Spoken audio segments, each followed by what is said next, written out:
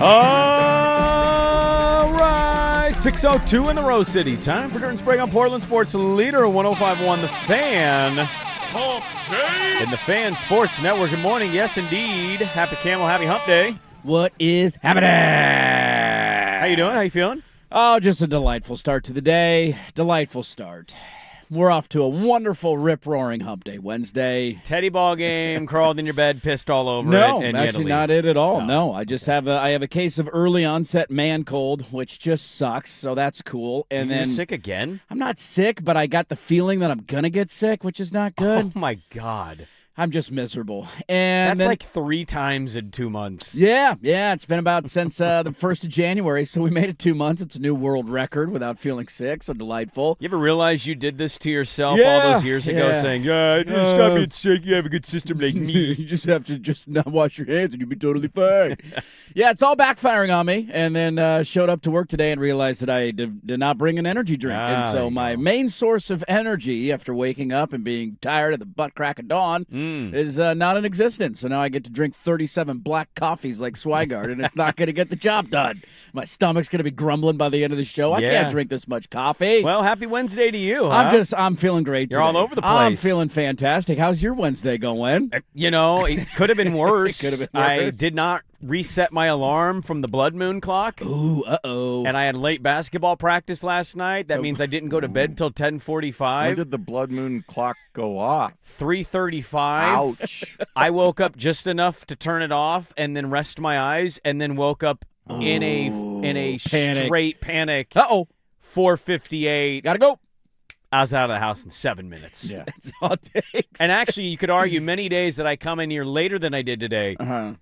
Maybe I should just be setting my alarm 5 minutes before I leave because I'm Just get able up and get go. to functionally dress, brush, Yeah. face wash, get out of the house. Yeah. Whereas most days I wake up early, I do a little bit of a loose exercise to get the body going. Yeah, get your blood flowing a little And bit. then I tend to make too fancy of a breakfast. A little egg, a little sausage, You steak. go all in. I Yeah. kind of go all in.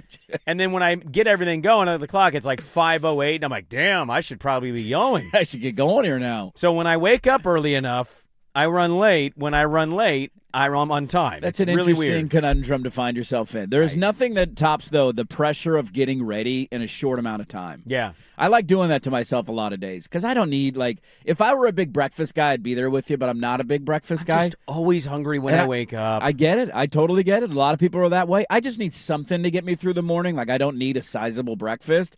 I think I'm out of the house probably most days within 20 minutes of getting out of bed. Oh, really? Like, Yeah. it's a pretty quick, I like to have like 45 minutes or I more. get it. You want to let your body wake up a little bit? Yeah, to just kind of wake up, see what I missed over the night. Sure. Let everything kind of process. There's always something that happens overnight. You wake up and you're like, oh, I missed the end of that game, or I missed this story that happened. Somebody got cut. Swag goes, I would have thought the second NBC game was going to be the better game. And I'm like, didn't watch a second of Suns Kings. You You're didn't not watch kidding me. Suns Kings? What's the Nope. matter with you over there? Not 1 second. I watched good games last night. I actually watched the first one because I forgot it was the NBC throwback night. Yeah, I the forgot old they were score doing bug that. was on. Dude, it was Costas calling the game Yeah. with Hannah Storm Doug was Collins. doing the studio stuff. Yeah, it was They like, wore those jerseys from the late 90s. it was kind of a fun little night. Yeah, it was a fun NBC, little night. They should do that more often. Well, and then I purchased League Pass because it's really cheap now. Yeah, what's the price for the rest of the year? Here's the weird thing. It showed me monthly prices. One was premium, one was not. Monthly, was there a month left in the season? $16.24, and I'm like, I'm not doing that. So I No. click already purchased, ? Yeah.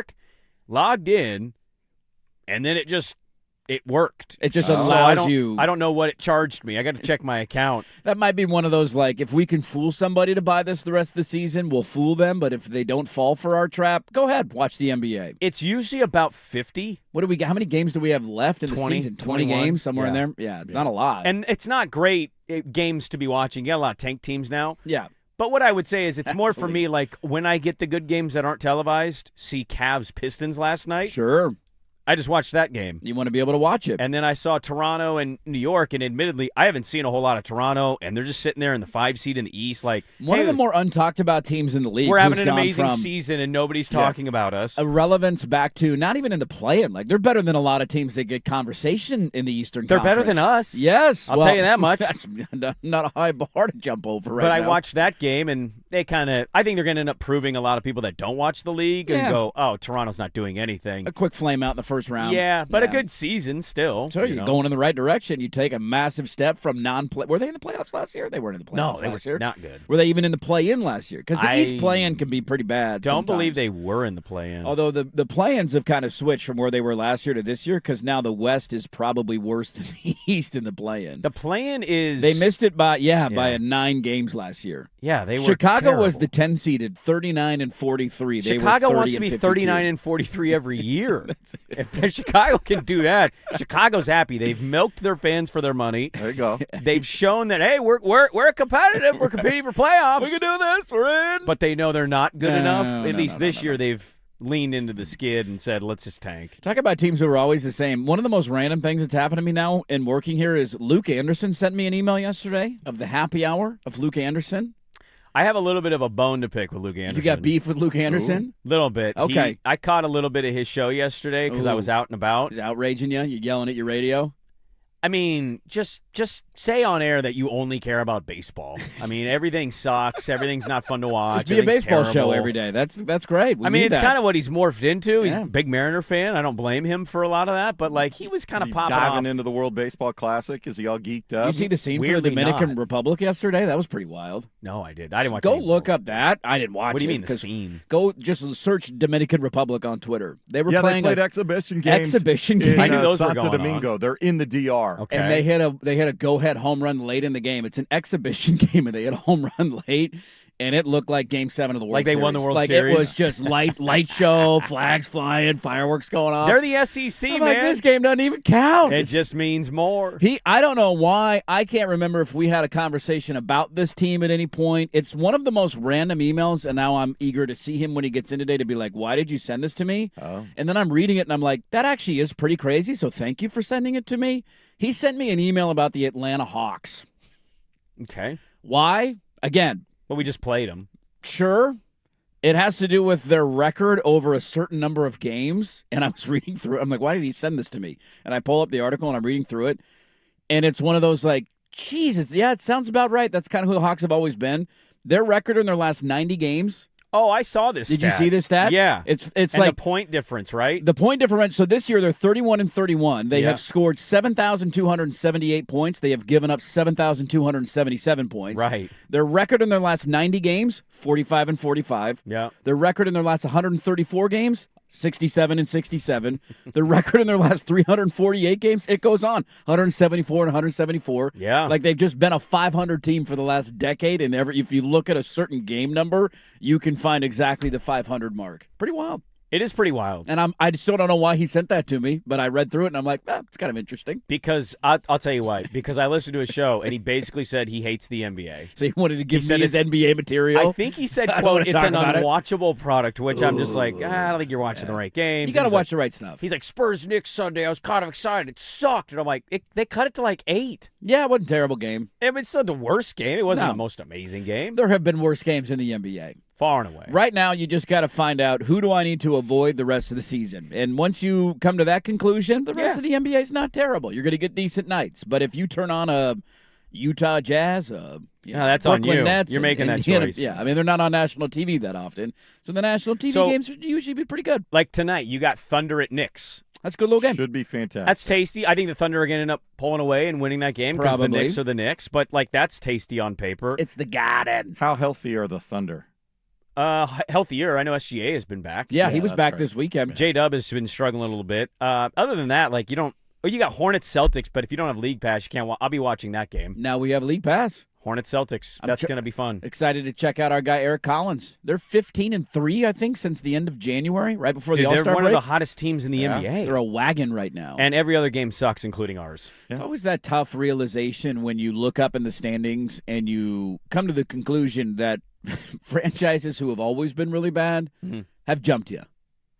Now, to be fair, we did have this with Sacramento a couple years ago, and then we re-jumped Sacramento. It was like, God, the Kings are already better than us. Yeah, they're lighting the beam. And now the Kings are back to being irrelevant and one of the worst franchises in the NBA. They're tanking. They might get a top 3 pick. They Could could they get get Dabonsa? They couldn't. They might be better than us pretty quickly. By the way, they have the worst record in the NBA, I think, right? I believe it's a officially Dabonsa Dabonsa. because there's been a Dabonsa No. Debate. debate.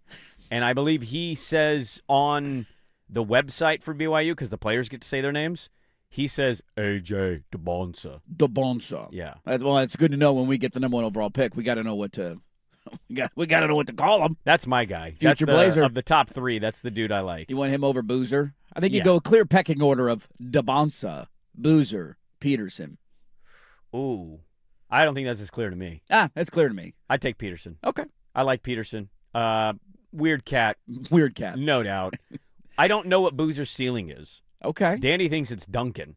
Tim Duncan? I think that's a bit far. That's a bit of a high ceiling. One of the best bigs to Maybe the best ever power exist. forward to ever play in the Boozer NBA. only like 6'9"? That's He's the a little problem. Is his undersized, size right? is a lot of people are wondering about his size in the league. I think he'll be a good player. He'll be a great player. He's got to fit a system, and with Portland, as long as Klingen's here, what if I told you his ceiling was David West? 6'9", 250 is what he's listed at on ESPN. What would you think if I told you his ceiling was David West? I mean, David West was And a you good took him player. number 2 Fine, but I don't want to. Yeah. Is that We took Scoot top Henderson, 2 number pick? 3 overall. Yeah, I know. And it's not looking great right now. No, it's not. But if Peterson can hit the way people think Peterson's going to hit, Peterson's one you got to dig in and do your research on and gotta figure meet him. out. I mean, What's okay, the deal is with this guy? Does he like basketball? what's your problem, dude? What's your Yeah. beef, man? Is there truly is there something medical going on that, you can, we need a treatment plan. Did you feel like Borzello was dancing around that yesterday? I I think a lot of people are dancing around it because he said there's, stuff that we don't know about. And I'm like, I should have followed up on a question on that. I mean, if he is banged up, why don't we just come out and say he's banged up? I don't know. Like if he's dealing with a nagging injury that he, something happened in practice 2 months ago and it's been aching him all year, why are we not Well, doing something somebody about it? pointed out to me yesterday because I was talking about DeBonsa with somebody, and they were like, clearly loves the whites. He's just chilling in Utah and has since high school. He's going to a Mormon college. I'm like, that's a good point, although dude. he lost his 3-point shooter on the team and now they can't win. No. They're getting That's blown not out his by fault. Cincinnati. He's a freshman. Are we going to get Kansas and BYU bounced early in the tournament? I could see it. That would be kind of a bummer. Wouldn't be shocking. Duke will go on a run, likely. Duke's probably getting to a Final Four. Them losing early, too.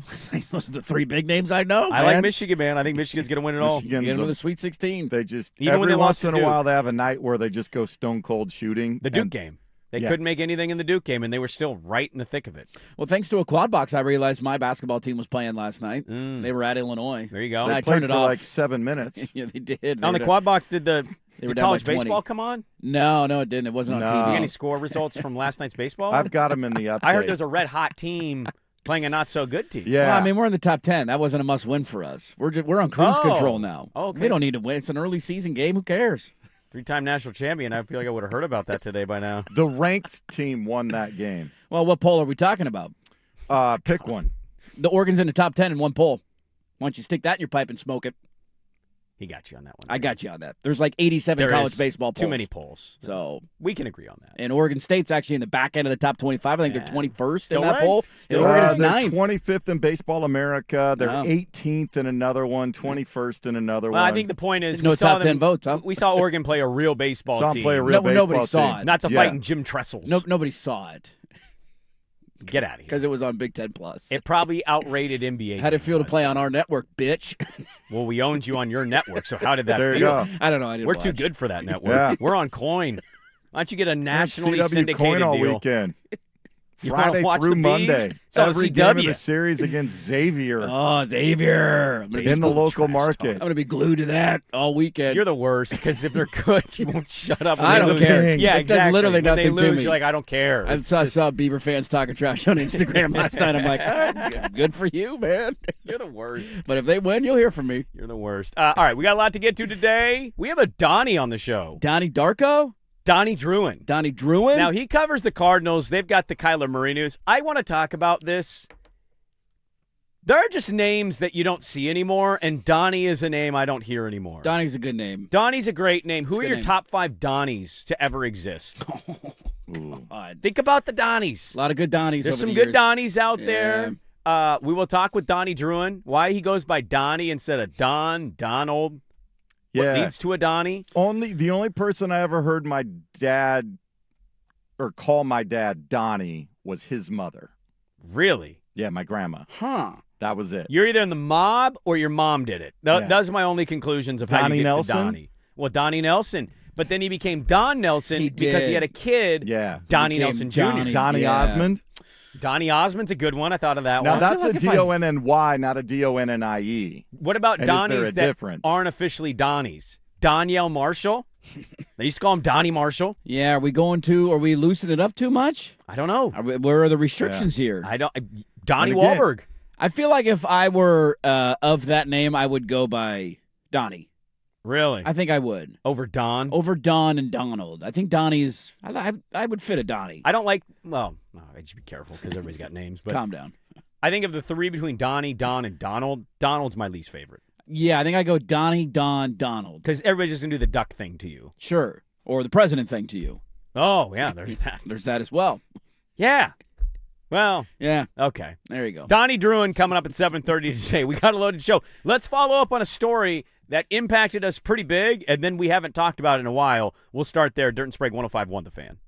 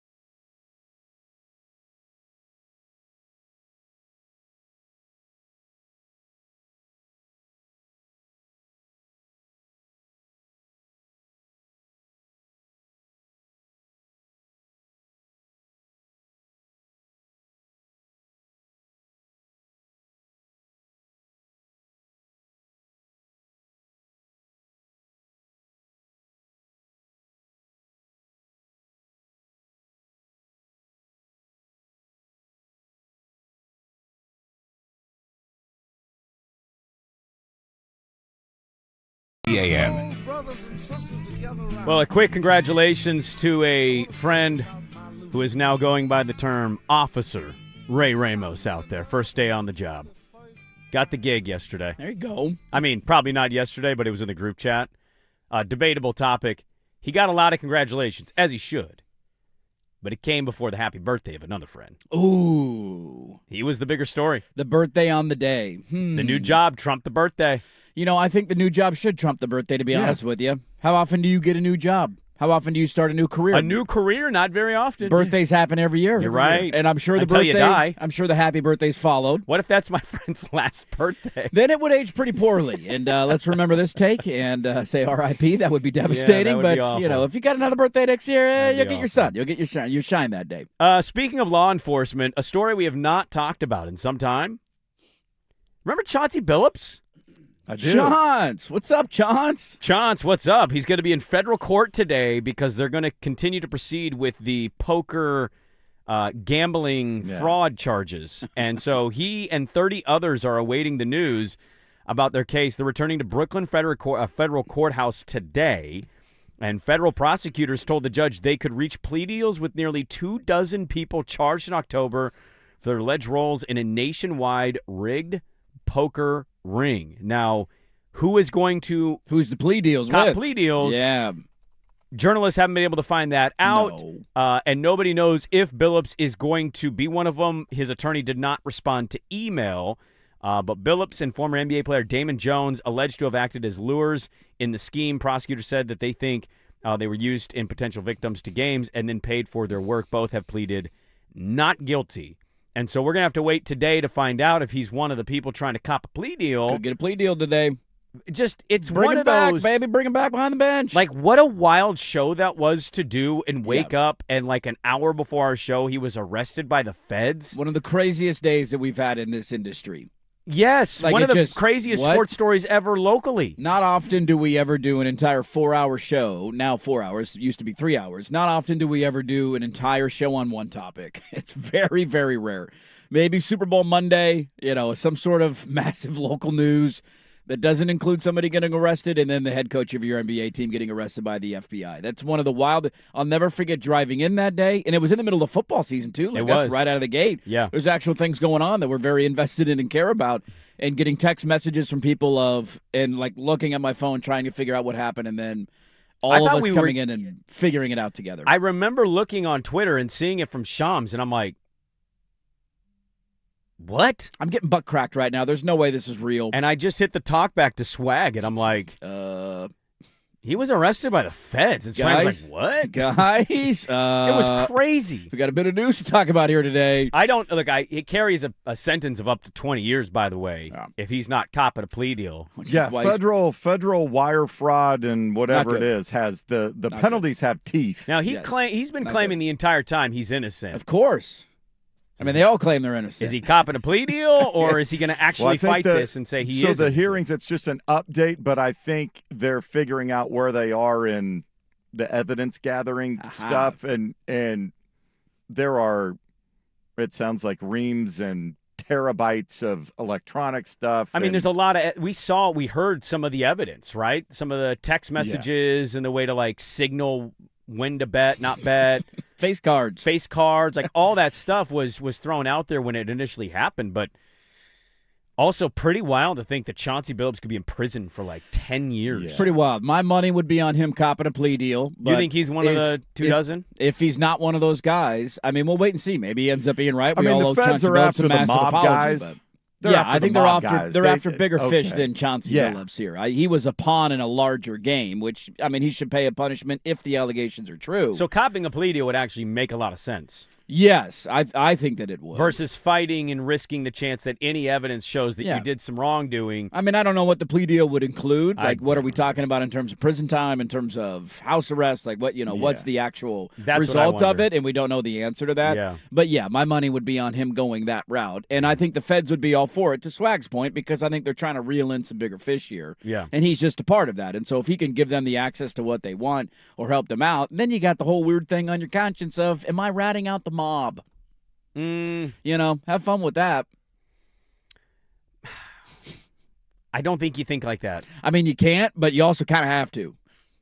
Damn, that's crazy. That would be in the back of my mind. I didn't consider that part. Let's think about who the big fish are in this case. Who are the big fish that they're going after? Name the names. And if you accept a plea deal, that means you are cooperating. And if you are cooperating, who are you cooperating against? Yeah, it's just when we look back on the season, insane. We've talked about the year. We've talked about the injuries, the offensive inconsistencies, the defensive woes, this player, that player, the other player.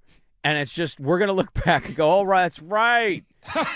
Their coach was fired or arrested, excuse me, because he hasn't actually officially been fired. He's on administrative leave. He's on his unpaid administrative leave or something. He's on a sabbatical. He's still technically an employee. Yes. I think it's really sexy. They got a guy. Thanks, Neil. That's technically an employee in federal court today. We got two final giant middle fingers hanging over our heads from that bastard who was a horrendous GM, and that is that we still don't know what the Chicago pick swap thing's going to be, and his buddy that he hired got arrested by the FBI. Yeah, pretty crazy. Somehow he got an extension after last season, and here we are.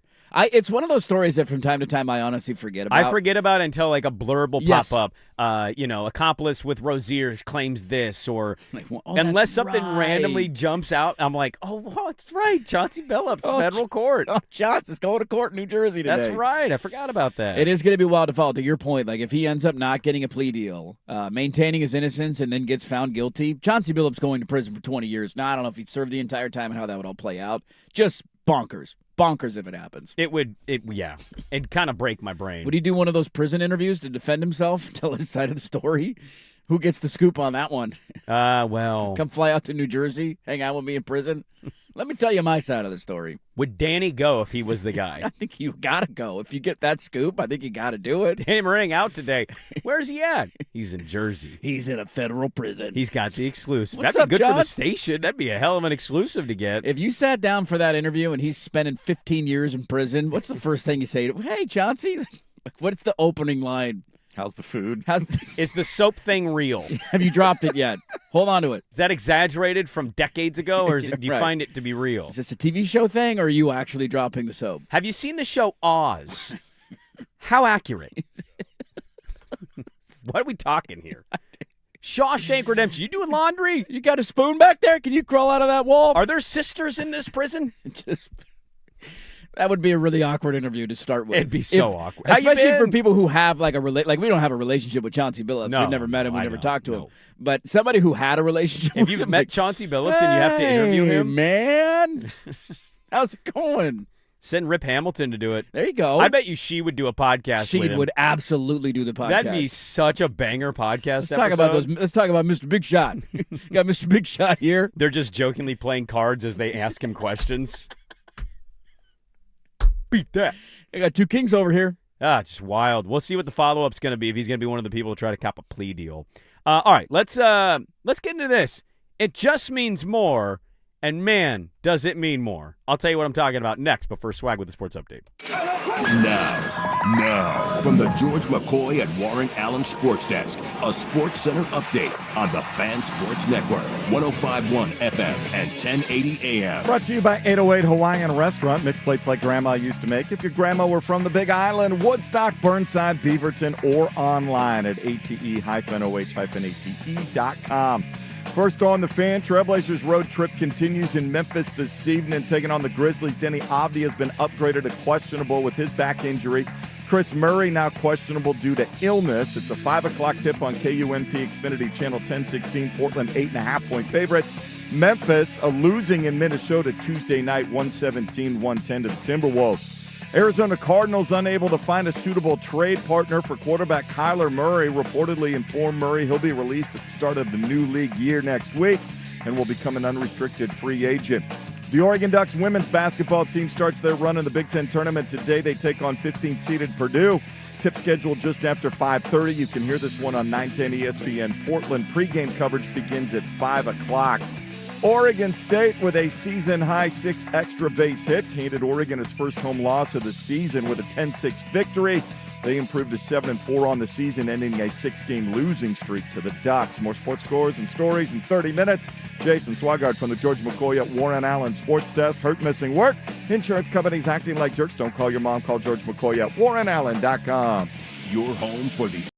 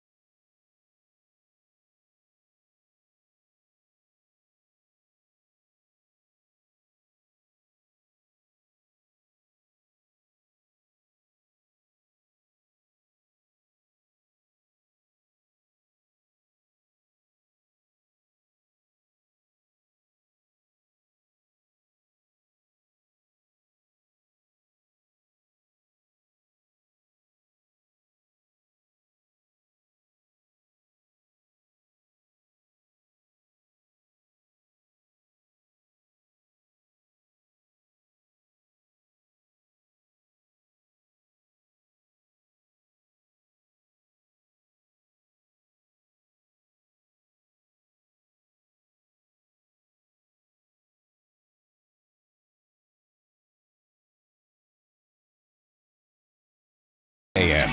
All right, it is a Statter Story Wednesday. We got Donnie Druin at 7:30. Kyler Murray's getting released. So we'll talk with Donnie coming up. Daily Ticker. A lot to discuss. And I wanted to get to this story. You actually highlighted this for me, so I went home and I read about it. Mm-hmm. Would you care to guess how many states have passed legislation to not tax NIL deals?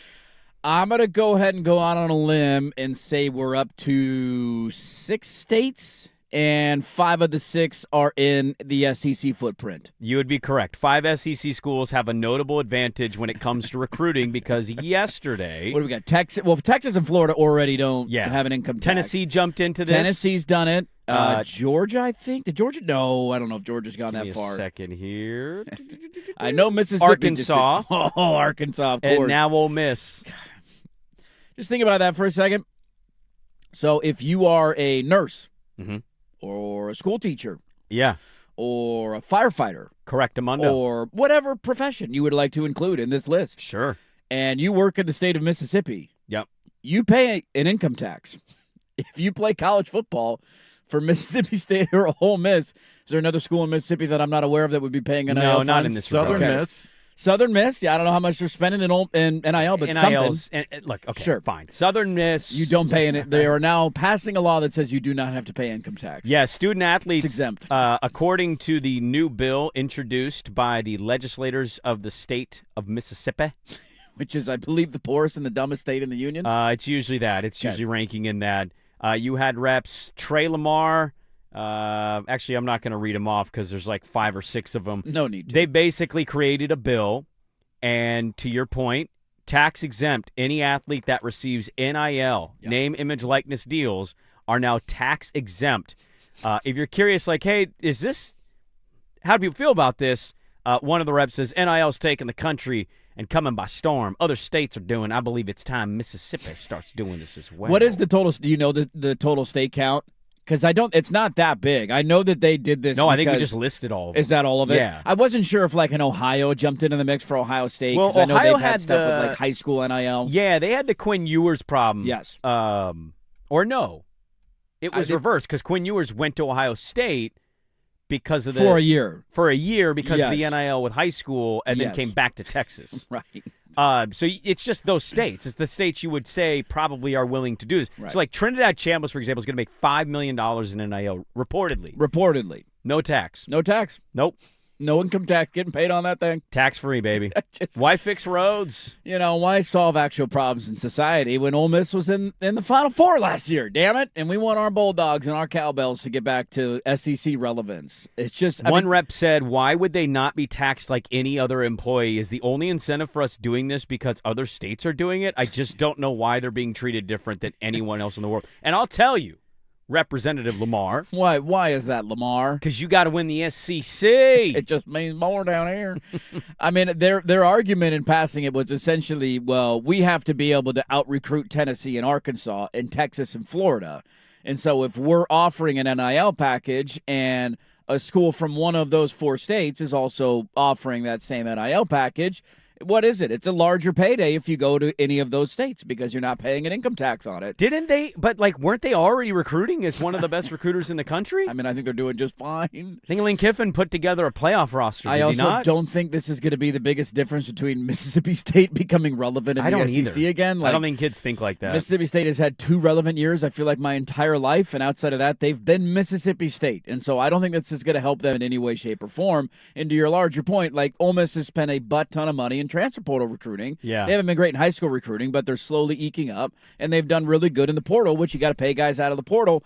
And they built a roster that was good enough to get to the Final Four without a head coach last year, right? With a backup quarterback. Yes. So they seem to be doing just fine, but no, we gotta find that competitive advantage. If I lived in Mississippi, this would drive me nuts. Well, you would think that this was like, it's Mississippi, so your best guess is to say what? Everybody celebrated and clapped and cheered, like, hey, less money for us to help, right. improve our communities. Again, the dumbest and poorest state in the union could probably use a few more dollars in their tax budget. But it wasn't. This was like they were loud. This was a heated debate in their chamber, and it passed by the narrowest margin. But there were people on both sides of the aisle talking about how dumb this was. Like, we don't need this. There is no reason to do this. I'd love to see people take the opposite approach and saying, well, if you think college football is that important, I think school teachers are that important. Why don't we pass this law for school teachers?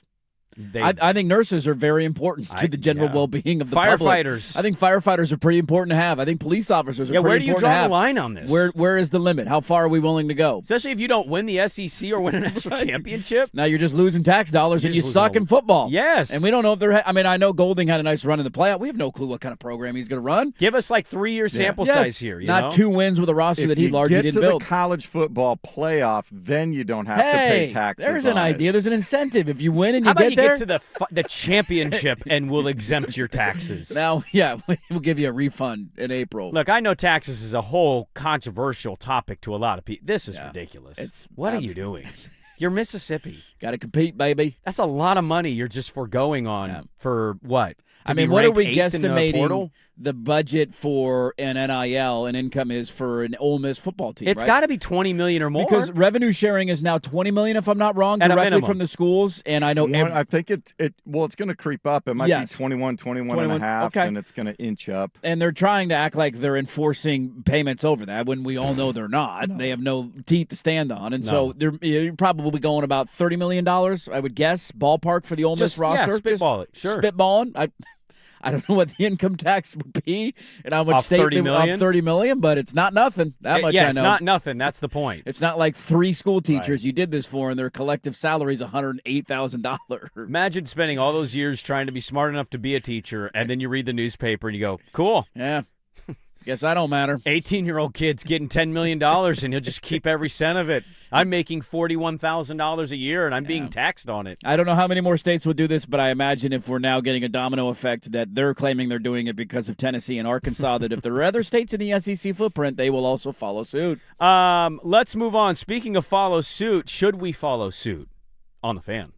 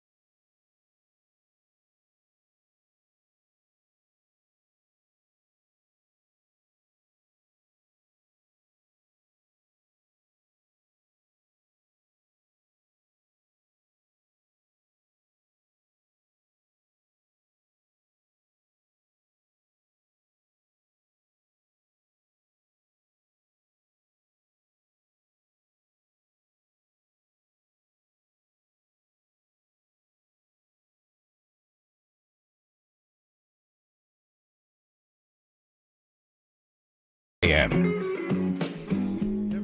Well, I saw an old coworker of ours this past weekend. Actually got shoved by him. That was how I saw them. They gave you a big push? Like Ryan Buckley? They give you a shove? Basketball game gets done. We played well, but we lost. Yeah. And I'm talking to one of the kids, and then the kid walks away, and comes right in front of me, just shoves me two-handed Taylor in my Danforth, chest. what was he doing there?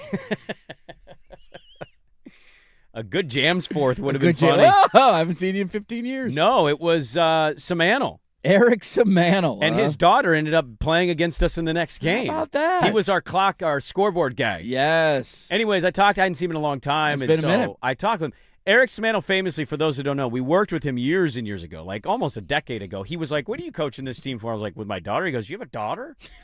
Dude, I had a daughter when you worked here. And then he here. realized, he went, "That's right. I guess you had a little kid when I worked with you." Yeah. And I'm like, "Yeah, it was a long time ago." Yeah, little kid's growing up now. So we talk a little bit, and I was reminded of something over the weekend that coincidentally he said to me in Dirt one day. We in Dirt were leaving the show. We were in the afternoons, and he brought us in his office because he was a sales manager, and he starts telling this, "Hey, you should dress for what you want." And I'm like, well, I kind of already have what I want. I love talking about sports. I'm a host. Yeah, dress for the job you want. And he goes, "You should be dressing nicer."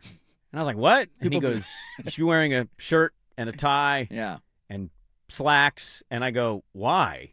And he starts going into why he believes it should work and why you should dress like this. Professional. He goes, Isaac used to dress like that. And I go, well, what's Isaac dressed like now? Why doesn't he dress like that anymore? And he was like, good point. He's wearing baseball hats and T-shirts. And famously, Dirt and I hung on to that conversation for quite a while and then, you get Josh Pates of the world come around like, "Hey, I'm wearing a white T-shirt. Yeah. I don't really care." People have been trying to get us to take off our sweatpants for 10 years. It ain't happening. Well, this has hit the NBA for some time now, and there's a coach, a cagey old coach who was celebrated that said, we need to get back to dressing like real men. we talked about this while you were out. Oh, did you? The Pat Riley comment? You that talked Monday about this already? We did, yeah. Yeah. Okay, so you talked about his quote of, I think an audience wants to see somebody on the sidelines who looks like a leader, dresses like a leader, yes, acts like a leader. What do you think Swag's take was on it? He's right. Swag is also pro Luke Cornett yesterday. He just didn't want to say it. I don't know why we're dancing around Luke Cornett. He's anti-strip clubs. What well, the hell's the matter with you? You don't want strip clubs associated with sporting events. I understand. When's the last time you went to a strip club? How long has it been? When's the last boys trip he had? He's going to be at one. Do you go on one on boys? Do you go to a strip club usually on a boys trip? No, not anymore. You go to a gentleman's club. You don't go to a strip club. You go to. I don't. Every time I go on a boys trip, I don't go to a strip club. We'd rather find like a private speakeasy with high-end booze and cocktails. Sure, like your own kind of conference room situation, if you will. Speakeasy is really just perfect. Speakeasy is such a cool name. It's such a great name. Yeah. When you have to go down steps to something, you're like, this is going to be nice. It's kind of hidden in the back somewhere. Yeah, There's one of those in Selwood that's a bar that's that way. You don't really know what's there, but it's in like a backyard, essentially, around a restaurant. And once you go back there, you're like, this is kind of cool. I feel like I'm doing something illegal right now. Right, like illegal gambling. Who's got the moonshine, man? The Fed's coming to crack this thing open anytime soon? Yeah, I know this is a late topic, but I just read this story yesterday about, because I saw the comment, but then I read the follow-up story. It is a funny spot that the NBA is at. Like, going down the ranks, I don't have this feeling about every level of basketball, but I'm not opposed to the take in the NBA. I'm not upset about an NBA head coach being asked to wear a suit because the NBA is the most glitzy, like, this is a show, entertainment, like Vegas, the games of any of the leagues. Okay. But the only sport that it's still going on, and I think they could relax the rules, but I think is hockey. Yeah. Those coaches are back there suited and booted suits and every tie, game. and that's part of the culture of hockey. Every game. So there's no requirement either. Yeah, they just do it. Yeah. Is there any coach that doesn't wear a suit in hockey? No. I don't know. I don't So not to my knowledge. About rule, basically. Like trainers and that kind of stuff obviously won't do it, but yeah, in terms of head coach, even all the way down to the Winterhawks. Like Kyle Gustafson wears a suit every game. Right. Assistants wear suits every game. I think that's just the culture. So do you think this is culture in the NBA? We need David Stern to come back. Stop dressing like gangsters. I don't know. Well, I mean, I see what he's saying, but like, also, I don't think I agree. Well, there with used to be. I remember there used to be a rule that you had to wear like a sport coat. You didn't necessarily have to wear a tie, but you had to wear a sport coat because if you took the sport coat off, it was an automatic technical. Tear Bear used to be one of the Was few. it automatic technical? Yes. What? Tear Bear used to wear a suit. He was always a suit guy. He was a big suit guy. Now, I don't remember around. Did he relax it up at all during the did. COVID window? Yeah, COVID a lot of people yeah. kind of did. Everybody did. Yeah. I mean, once you're allowed, I get it from their perspective. Like, once you're allowed It's to hard not to dress go up, back. you don't want to be putting on suits again. This Putting on is the thing suits sucks. This is the thing about it. Like, Wayne Tinkle showed us this in his tenure. Dude, you actually underrated sweat. You do. Being on that Yes. sideline, talking, being intensely locked in mentally. Sean Miller, man, remember his pits? Well, he still Yeah. has the same pits, but he's very famous for pitting out. Do you like wearing soaking wet suit shirts? Because I don't. It's the worst feeling in the world. Yeah. So why are you so pro this needs to come back? The end of a wedding, everybody's there. Your shirt's just drenched Oh, on in a hot sweat. summer night. worst. God, get this thing off of me. but- It's like sticking to your chest. You can help me with this because I truly don't know. Do hockey coaches get sweaty like that? Because I don't feel like they move much. No, I think Well, they one, don't it's a move little much, colder and you're on down ice. there right next to the ice. Okay, Not a lot of so- sweat involved. I think they sweat, but not as much as NBA coaches. There's an element to this that I'm just like, Arenas are hot. You're moving around more. Yeah. There's No, I not a understand. confined space that I you're wear in. a T-shirt to basketball games and I'm sweating. Yeah. Yeah. I mean, I I get. didn't say I was. I wouldn't be against it if it came back. I think it would. Well, it can still come But- back. People can dress I how know. they want to dress. You can. How many NBA coaches wear a suit? I don't believe any of them Do any of them anymore? No. No. Because that was the thing. Spoelstra wears the quarter zip. Yeah. Yeah. Dagnall's quarter zip. Mitch Johnson's Because the rest of the pullover. time they live in sweats. Even That's Carlisle. all they live Yeah. in. Carlisle's an old school coach. Old school coach. Used to be in a suit once upon a Yeah. time.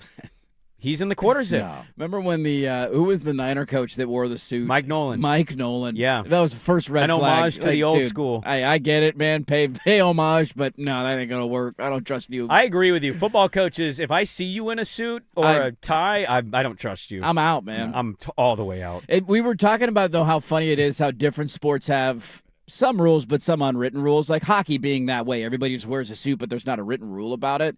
Whereas other sports like baseball, you still wear, every manager wears the uniform still. Yeah. They're not putting on sweatpants. You got to wear the actual uniform. I You don't have a think- number. You have yeah. a jersey. Does Roberts really wear a jersey under his pullover Dodger Yes, jacket? yes. There's games where he doesn't have the pullover you're on, right, and you there can see is. him, and he's running Walking around with his around. jersey on and his long sleeve blue T-shirt. And that still cracks me up. Like, why is that a thing? Why do you have a uniform? You're taking up a number that could be used for the rest of the team. But if it went away, I feel like the swags of the world would be like, it meant a little more back when they wore the same I think we jersey. should put him in a suit and tie in that dugout on a 98-degree day in August. Class it up. Abe Rutchick is a professor of psychology at Cal State. He says, quote, "It's a pretty reasonable thing to think. The idea that the clothes we wear have psychological meaning. We put something on. It's not just clothes. It means something."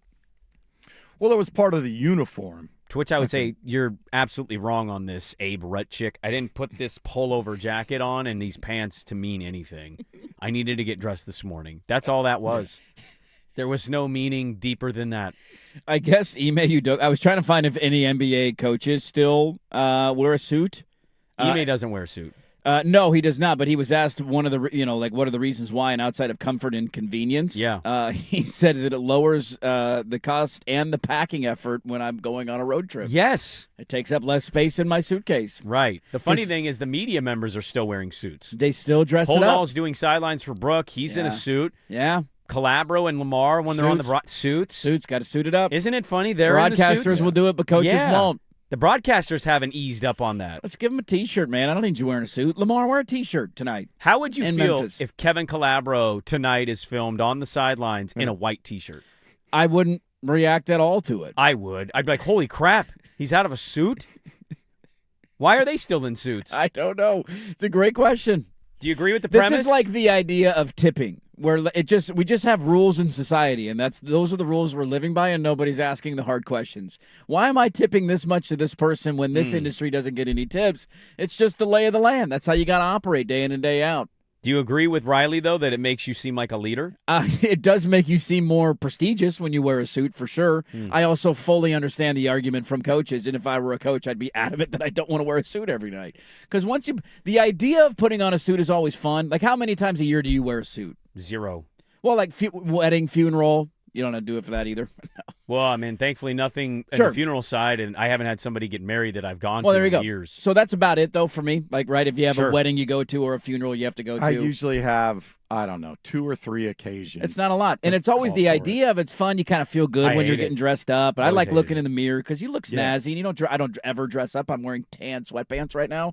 So you feel good when you look in the mirrur. And You're then not a after, leader. Well, I after did like that an when I hour, did it wears the, off. And when you're I like, did the "God, high get school this-" football championships for TV, When I would do Yeah. Winter Hawk games, I had to wear a suit. yeah. You did have to wear a suit. I mean, I didn't have to. I just did. I never really asked anybody. Really? I was a sheep. I was herded into the suit culture. I think it's because you knew your coworker was going to be in a suit, and Yeah. you look really odd if you're wearing like just a flannel. I always contemplated just laxing it up and going the Collinsworth. Why don't I just wear like a quarter zip and I'll wear a button-down T-shirt, Collinsworth's sure. a good poll. He does But he do that does now. not wear a suit. He goes quarter zip with a button-down T-shirt. I feel like Troy now is more in a jacket, and you don't know what's under the jacket when Yeah. you see him on the broadcast. He's laxed it up a little bit. I think you get that, yeah. I don't know if I agree with the premise of leadership with that, but I also kind of see the point. I just don't think it's ever coming back. No, it'll never happen. Loaded second hour of the radio program. We talked to a Donnie Druin at 7:30 about the Kyler Murray release. Hour 2, Dirt and Sprague, 105.1, The Fan.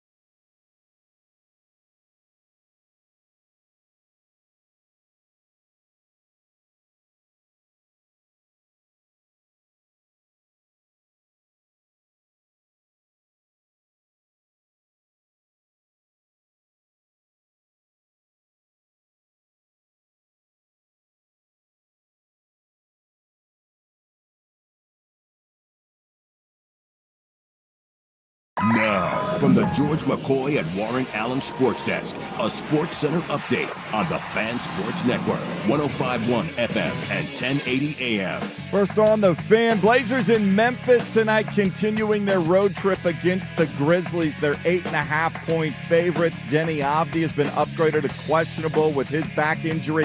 Chris Murray questionable tonight. He's suffering from illness. 5 o'clock tip on KUNP Xfinity Channel 1016. Memphis comes in after a loss to the Timberwolves in Minnesota Tuesday night, 117-110. The Oregon Ducks women begin their run in the Big Ten women's basketball tournament today. They take on 15th-seeded Purdue. Tip is scheduled for just after 5:30. This one will be on 910 ESPN Portland. Our pregame coverage starts at 5 o'clock. Tuesday night, the men's basketball team's quick start at 11th-ranked Illinois, quickly erased by a 21-0 run. And the Illini then went on and cruised to an 80-54 win in Champaign. Oregon will wrap up the regular season Saturday against the Washington Huskies. More sports scores and stories in 30 minutes. Jason Swigard from the George McCoy at Warren Allen Sports Desk. Hurt, missing work? Insurance companies acting like jerks. Don't call your mom. Call George McCoy at warrenallen.com. Recruiting with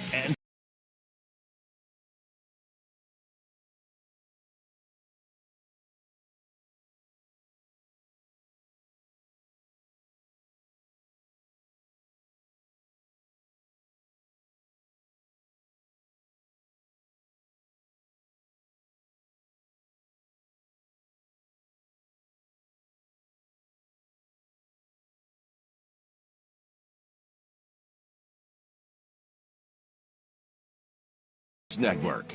Hey, welcome back in. Hour number 2. Dirt and Sprague here, 105.1 The Fan and the Fan Sports Network. Good morning. Happy Hump Day, everybody. Got a Status Story Wednesday for you. We have Donnie Druin coming up at 7:30.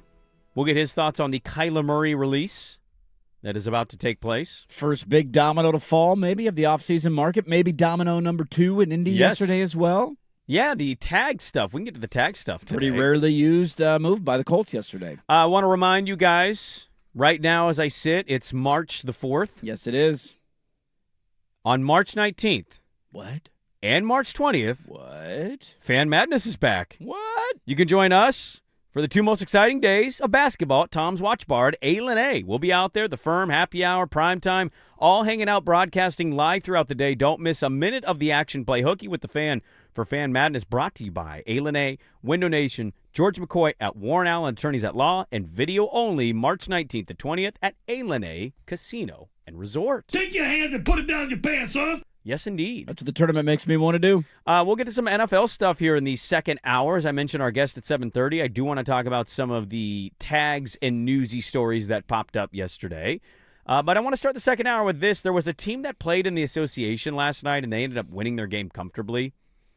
And this player had a pretty good game for himself, but I am curious. The NBA trade market this offseason is going to be fascinating. Who's going to roll the dice on certain guys? And you've mentioned one player. We talked a little bit about him yesterday with somebody asked if we would trade Denny for this person. Paolo Banchero. Yep. The Seattle legend, the Duke legend, Yeah. the Orlando legend. He did a post-game press conference the other day. Orlando got whooped in a game, and he was asked what the difference is for his team because their first half was much different than their second half. And he did not hold back on what he thinks. Just being more organized, being able to communicate with each other, what we're trying to do. You know, teams a lot of times adjust, at halftime, and I think that's why we've struggled a lot in the second. We don't really adjust to their adjustments, so that's when we need to see how they're playing us, and we just need to clearly communicate to each other, what it is that we, particularly offensively, to, fight those runs and, continue to play good basketball. So your franchise player is just coming out and saying, we don't make adjustments, other teams do, and we don't know how to react to those adjustments. Everything's going great in Orlando. Nobody's getting traded out of Orlando. I love the long, great history of relationships between star players and NBA head coaches. Yeah, just fantastic it's so stuff. It's been in the news a lot lately around your league. Yeah. And this is one of those comments you're like, did he just say that? Well, he did say that. Yeah. Let me ask you this. I don't know if they're going to be willing to trade a Paolo Banchero, but in that league, right, much like almost every other league, they're going to choose the player. Yes. Unless they want to trade and they believe in Mosley. Like, he's probably not long for that job. Orlando's disappointed this year. Yeah, who do you think's going to win the battle, Luka Doncic or J.J. Redick? Right, Who's exactly. the first to go? It's more likely going to I'll be go find another J.J. Redick that maybe Yes. gets along with a little bit better. Just go hire Steve Nash, a LeBron friend and podcaster. Yes. There you go. You already have a criteria you've set. Just go do that. You're not going to get rid of Luka Doncic. No, the star player always wins that battle. I just think the movement in the NBA this offseason is going to be kind of wild. I mean, to see how I think you have to wait and see how the playoffs go. That's step number one, because it's going to lead to potentially drastic decisions being made. Yes. I think Orlando was a great example of this, and we talked about them earlier this week, but a team who traded 5 first-round picks to get better from where they were a year ago. And Desmond Bane has not been bad. Like, look at his numbers. They're where they've been his entire career. He's 20 points per game. He's making threes at a good clip. Like, he's kind of been the player that you thought you were going to get. Right. And maybe it's just the Wagner injury, and maybe there's other issues there, a la not making second-half adjustments. To be slightly above 500 in the Eastern Conference is an underwhelming season. Mm-hmm. They could surprise, go on a run in the playoffs. You find yourself in the conference finals, and you say, all right, we feel like we're knocking on the door. There's no need to do anything. If you trade 5 first-round picks for a all-in move, that's the signal that it tells me, and you can't get out of the first round of the playoffs in the Eastern Conference. Let's see if you get out of the play-in. Let's get out of the play-in and then get through the first round of the like. If that's your answer, like, you're still Right. not better than Toronto, Yeah. or one of these other teams that are around you. Indiana's going to be back next year. You're going to make a drastic move. A lot of it will depend on what happens in the playoffs. I mean, there was another guy who went off last night, and he's off. I don't know. I didn't see the final box score, but I know they won. James Harden is playing really good in Cleveland. Yeah. Another one of these massive decisions of, that's the move? Or if you go on a run, you probably got to keep him? Is there a chance for a LeBron homecoming? Like, if you lose in the first round, you can't bring him back, right? Are you going to do this again? So a lot of it will have to do with what happens in that first couple of weeks of, April or May, whenever the playoffs officially begin. Yeah. And how far you get. Because if you don't go on a run and you've made one of these aggressive moves, it's going to lead to a very quick pivot for a lot of franchises. Well, I saw the Lakers beat the lowly Pelicans last night, and J.J. Redick was asked about the confrontation. He said, our relationship's great. Nothing to see here, man. J.J. Redick said it was normal. When I would say probably more right than not. Yeah, I'm sure coaches and players go at it all the time. I love the interaction between coach, star player, and then you look at the landscape of the league where you got this second apron that's really like Kevin Durant was asked about the second apron and how it's kind of forcing teams to be a little more responsible or make moves they don't necessarily want. He says this is great. Yeah. He thinks this is fantastic for the league. I mean, it has evened out the playing field largely There's no around doubt. the league. Now, OKC might crack that code because all their guys are homegrown and they had the ability to re-sign all of them, but that's also not act like their owner hasn't been cheap in the past and Right. refused to play James Harden back in the day. Yep. And I don't know how the rest of that dynasty, or not a dynasty, but could it have become that if they had kept James Harden? The reason you might think there's going to be something out of Orlando from just not, living up to expectation, their coach not having a great year, you've got Franz, $200 million deal. Yep. Paolo Banchero, $200 million deal. And what's Bane? Bane's got a big one, too. I doesn't he? thought Bane was in a $200 million Let me see. deal. If I'm not mistaken, I thought he got a $212. You are correct. 5-year, $207 million deal with Yeah, the you have Memphis 3 Grizzlies. players with $200 million deals. That's not. You're not paying a luxury tax for that team. Not getting out of the first round of the playoffs and paying a luxury tax is the worst spot you could be in. You only pay a luxury tax if you barely lose the title or you win the title. Yes. That's the only acceptable You're situation. trying to run it back and bring everybody together, keep the band together because Yes. you're close to winning the entire thing. First round playoff exit, Well, and I think that's where teams like ours that are kind of in this middle purgatory ground of we're not competing, we're not going to get to the playoffs, and we're not bad enough to get a top 5 lottery odds. Likely, yeah. This is kind of how you have to evaluate the league and say, well, where are we going to win? So far, our draft picks have largely underwhelmed. Yes, they have. Where have we had success? Trades. So What do you have to play with? Future assets that could be enticing, although we don't know how they're going to turn out, but right now they look enticing. Well, I think if Orlando would want anything, I mean, obviously you got to match salary, right? But like Orlando can be fine if you can match salary. how would you feel about a Banchero trade? I don't know what it would take to get him. You have to try. Yeah. Like, I'm just saying, I I think the point that I'm bringing up is like to the larger argument, how many of these guys are out there this summer? Right. And maybe it's only him, and then I totally get the point. But if there are multiple to choose from, where is he at in the pantheon of, ooh, I would love to go get that guy? The hard thing is it just depends who those players are. But if you're telling me he's amongst one of the biggest names, like if Giannis is involved, obviously Giannis will be number 1. Yes. After that, I don't know if there's a lot of... Trying to think of another disgruntled place. Like Harden's at the back end of his career. Makes no sense in Portland. And Cleveland might be more willing to just give him an extension. Yeah, and maybe they go on a playoff run. Maybe this ends up being the redemption story for James Harden. He finally does it in the playoffs. It doesn't seem like Dallas wants to pivot completely into the youth. But if Kyrie is available... We need another guard. Oh, I mean, we have 2 mocks that show us taking a point guard. I think everybody knows this is over. What are you shaking your head over there for? What? I think people understand that this is not I know, it's gone just the well. idea of doing it again. We're going to do it again? Yeah, I get it. That's why Can I we would get rather somebody trade for with a one. top 10 pick? If we have a top 10 pick, can we take somebody with some size? I mean, I like Banchero, but he's not very efficient. He has his not a great limits. shooter. He's not a great shooter. No. He's a good player, but I don't know if he's a great player. Who's better, Denny Avdia or Paolo Banchero?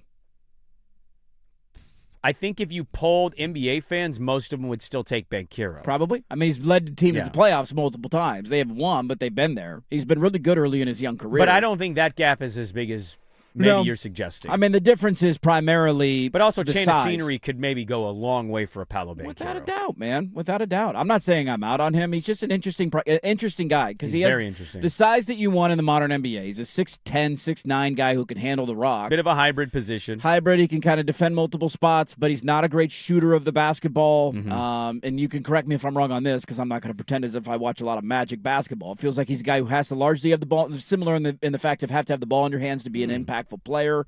So I'd be curious what his usage rate is compared to I'll Denny. look that up. Especially with Wagner being out, I'd imagine it's pretty high. But again, I'm not glued to Magic's basketball. Sure. But yeah, I mean, you're splitting hairs a little bit. The idea of a 6'10" guy is definitely intriguing. He's 23. He's super young too. Yeah. Yeah, I'd How go old in. is Denny? What's Denny's age right now?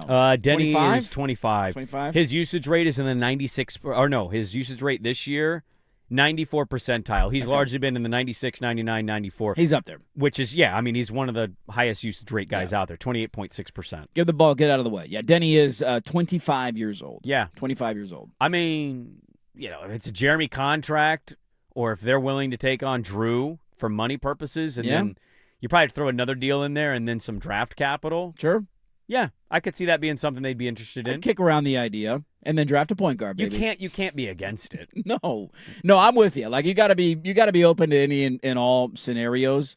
I'm just hoping they don't make a move that is barking up a tree that won't lead you anywhere. Like that's my biggest. Is that a move to you that barks up a tree that doesn't lead you anywhere? No, I don't. I think because you thought Banchero's- Bane was. I think Banchero's a better player than Bane. I think when you combine the size and the age and all that. Yeah, no, I'm not Sure. saying that. I'm saying, But that's how I felt about Bane because I think he's a very good player. But you It was didn't just- think it moved the needle truly for them. It was the idea of you just used up all of your assets to go get a guy that's not going to put you over the hump. It's the Knicks Bridges problem. Yes, they you gave traded up all those picks for Right. Mikal Bridges, who's a good player. and at least they've been to a conference finals. So at least they knocked on the door last year but they against clearly Indiana. are still lacking Likely. to win a title. Yes, we'll see how the rest of the year goes for them, but I tend to agree with you. I would not pick them to win the Eastern Conference right now. So is Banchero one of those pieces that I think he's elevates? better than that. Yeah. I think he's better. My fear is you're trading the Milwaukee picks for a lesser player than that because you feel like you have to overpay, and then you're left in the same spot of we just used all of that great capital that we built up. You don't have to trade all the Milwaukee picks. You don't by the have way. to. You have other picks of your own. You don't have to. You can use other ones for sure. As somebody noted, an Orlando pick. You do have. You want that pick back? You want that pick back? You want your pick? We'll take Banchero. Make it happen. So, yeah, we'll see what happens. But this was kind of under the radar flying after they lost again. Now, they won last night, but they beat Washington. Yes. They're 32-28. Not a great year. He had a great night. He had 37 points, 5 rebounds, 6 assists, but they don't seem long for the NBA playoffs. No, they do not. So we'll see what happens there. We know Portland is a more likely to trade for a big player than be able to draft one per se. So a lot to get to in the second hour. Donnie Druin's going to join us at 7:30. Let's pivot into some NFL. We had some NFL news pop up yesterday. Let's get into that coming up next hour. 2 rolls on during Sprague 105.1, The Fan.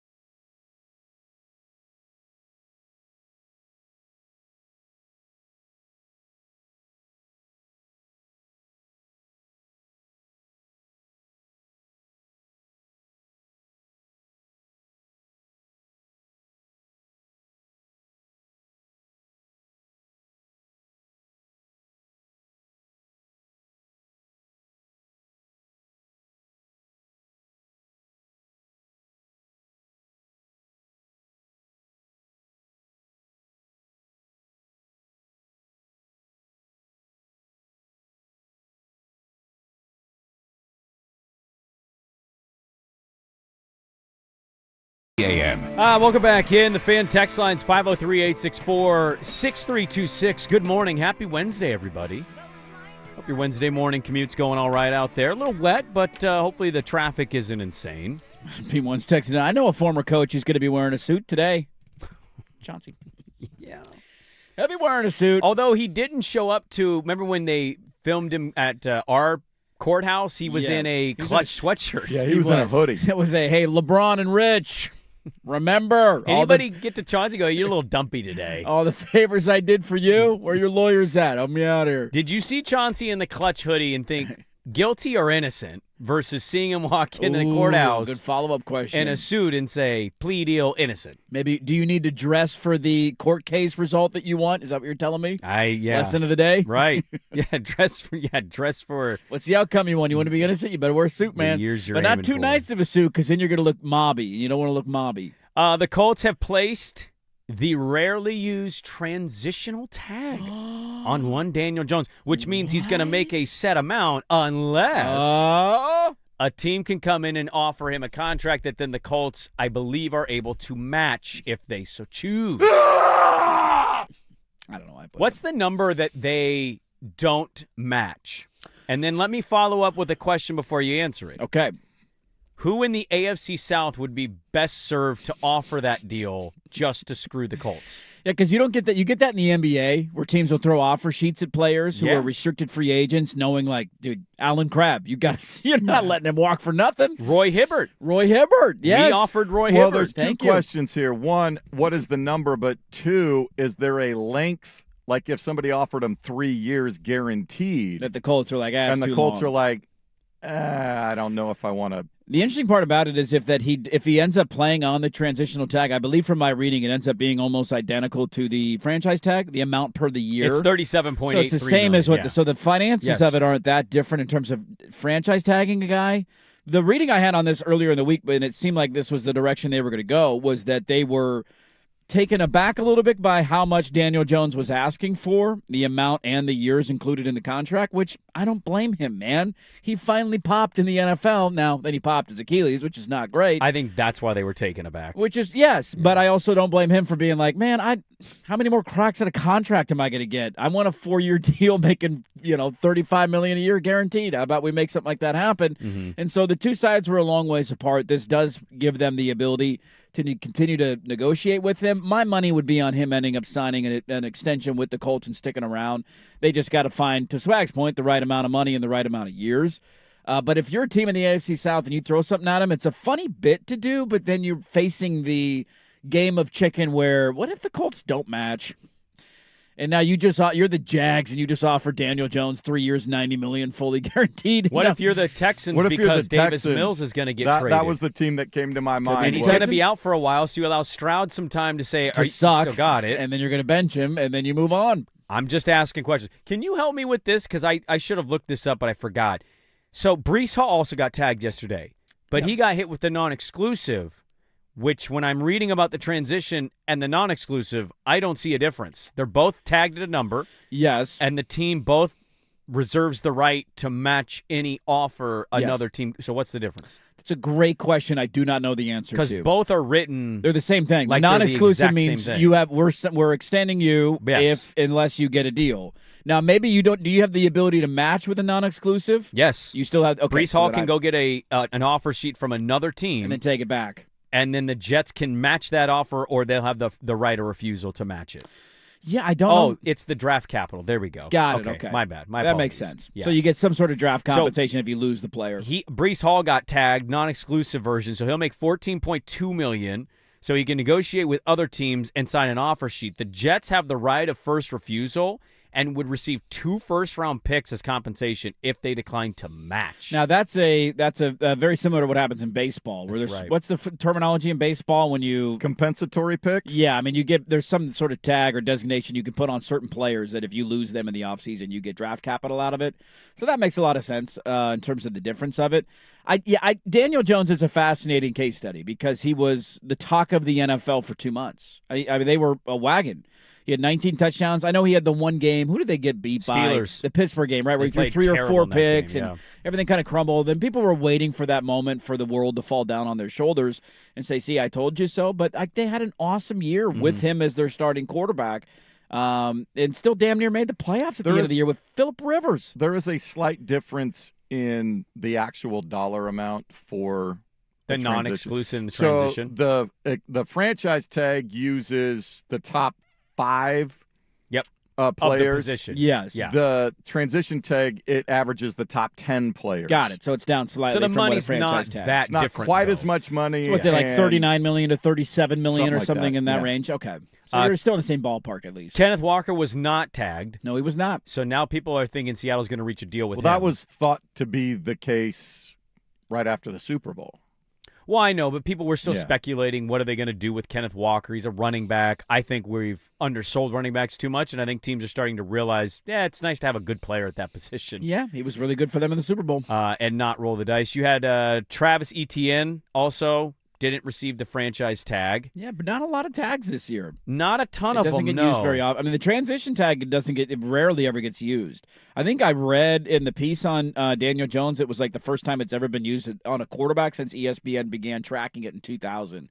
Really? And the last time that a player was transitional tagged and then ended up playing the season on the transitional tag was in like 2020. Mm-hmm. So it's a very rarely used move. And whenever it is used, like there was 1 or 2 players maybe last year, and both guys ended up getting an extension with their team. And Cincinnati will not be tagging Trey Hendrickson again. Yes. So that is over. That is over. He will not be in Finally. Cincinnati. He will move on from Cincinnati. Really smart move for the Bengals to have a defensive asset that could have maybe fetched them a first-round pick, hold on to him, have their defense still blow, not make the playoffs, and now lose him for nothing.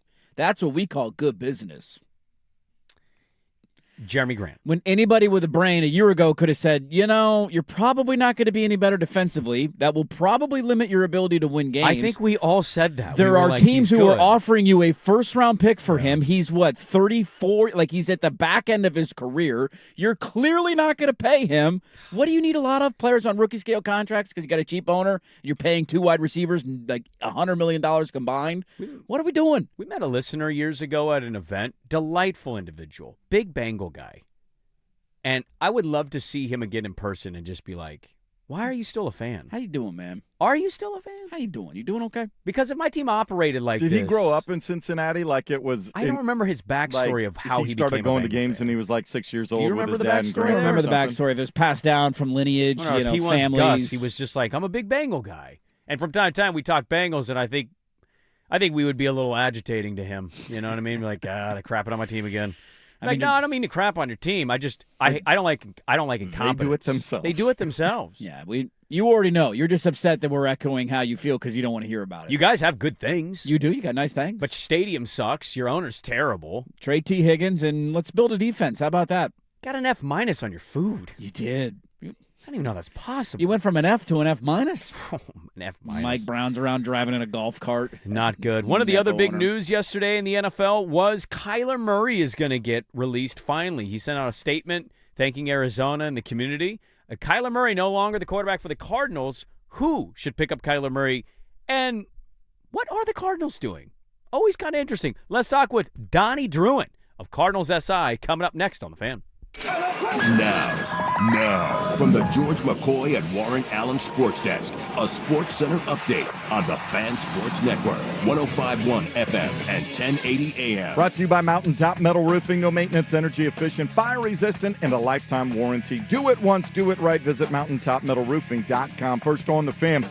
Trailblazer road trip stops in Memphis tonight to face the Grizzlies. Denny Avdi has been upgraded to questionable with his back issues. Chris Murray questionable tonight. He's suffering from illness. 5 o'clock tip on KUNP Xfinity Channel 1016. Portland 8.5-point favorites. Memphis suffering a loss to the Timberwolves Tuesday night in Minnesota, 117-110. The Oregon Ducks women start their run in the Big Ten tournament today. They are the 11th seed taking on 15th-seeded Purdue. Tip scheduled for just after 5:30. You can hear this one on 910 ESPN Portland. Our pregame coverage starts at 5 o'clock. Oregon State with a season-high 6 extra base hits as they hand Oregon its first home loss of the season, a 10-6 victory at PK Park. They are now 7-4 on the year, ending a 6-game losing streak to the Ducks. More sports scores and stories in 30 minutes. Jason Swigart from the George McCoy at Warren Allen Sports Desk. Hurt and missing work. Insurance companies acting like jerks. Don't call your mom. Call George McCoy at warrenallen.com. Your home for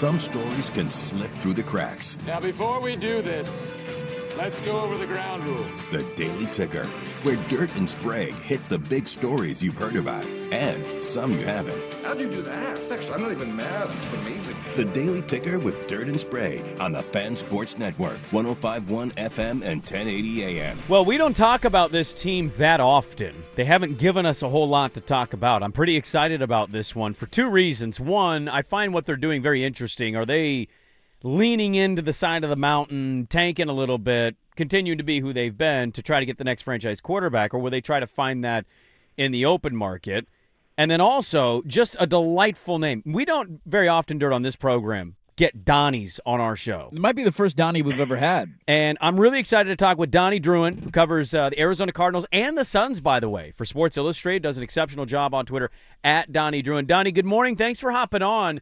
Now, we talked about your name earlier of, like, the decision to go by a Donald, a Don, or a Donnie, and the backstory and reason one would choose to be Donnie.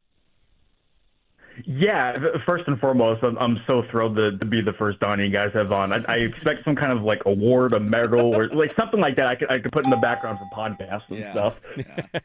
Coolest Donnie we've ever talked to. The award's on its way. Now, is this a family-given nickname, or did you like, you know what, Donnie's super cool, or man? is Donnie somehow your legal name? Yeah, there you go, yeah. Oh. Did we lose him? I think we did. We lost Donnie? I think he got his award. Is us asking about Donnie, being Donnie? Is he offended by that? I don't he think seemed so. like he was playing along. Yeah, he seemed like he was liking it. I think he just wanted his award, and he got the hell out of here. I think he did. Said, you're going to send me an award? All right. Click. I'm the first Donnie. See you later. I'm done. I don't want to talk about the Cardinals.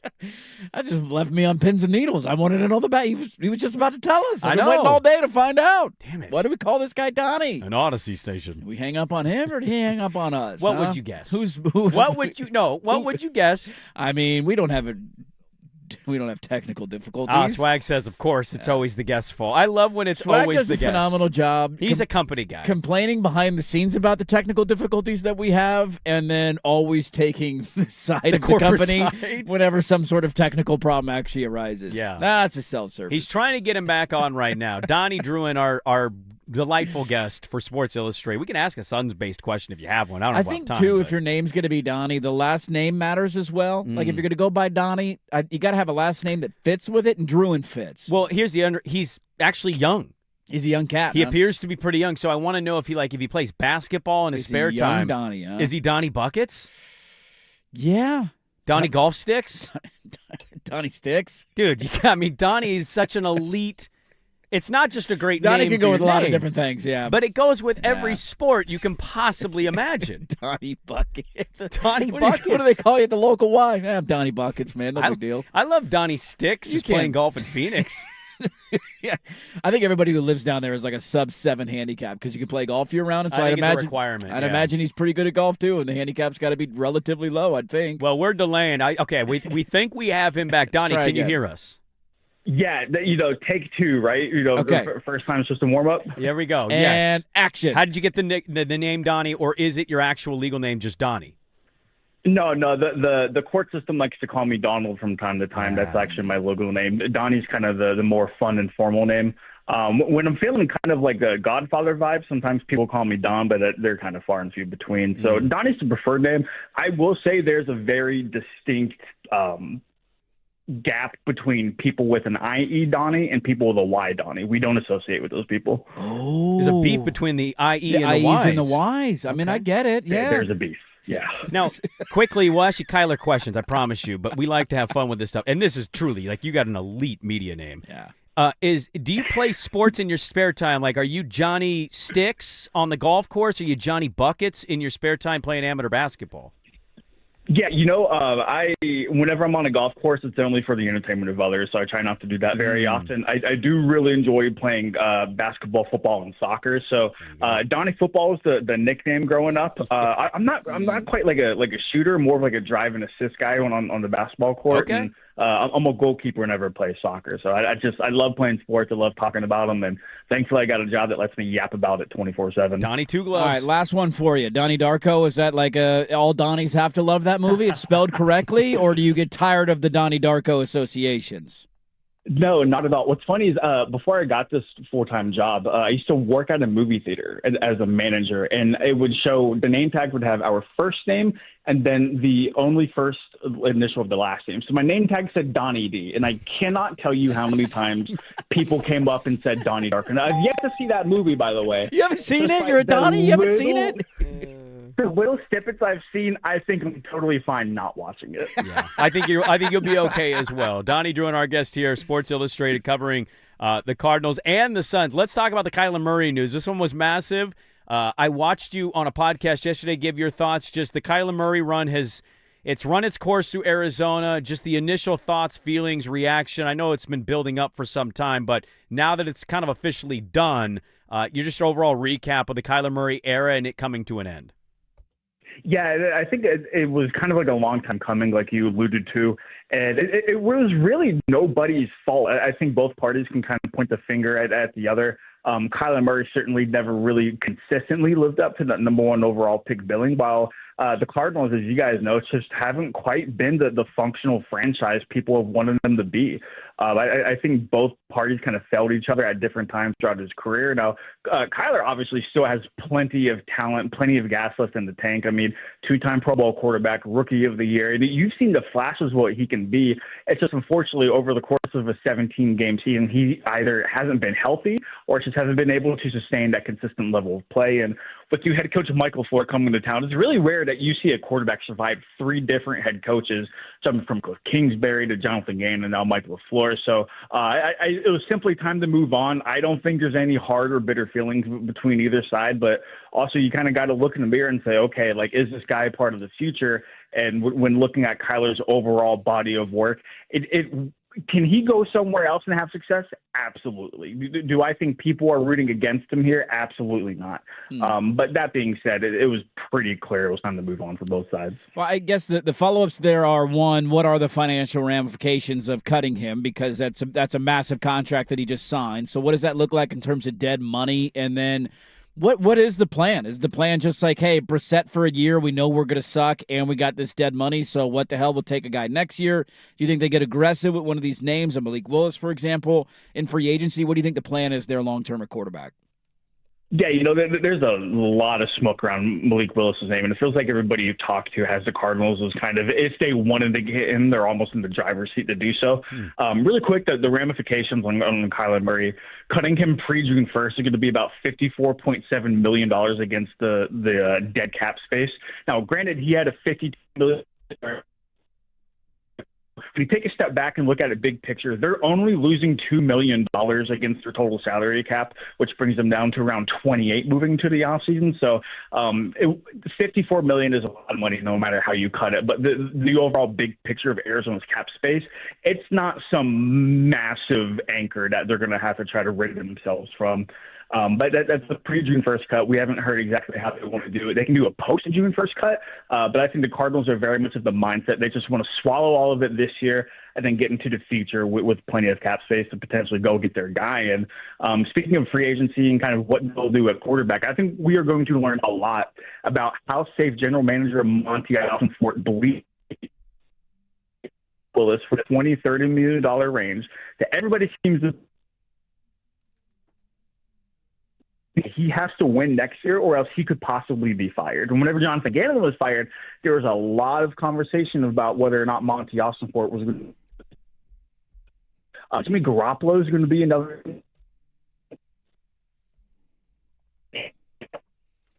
The ties of connections are really strong.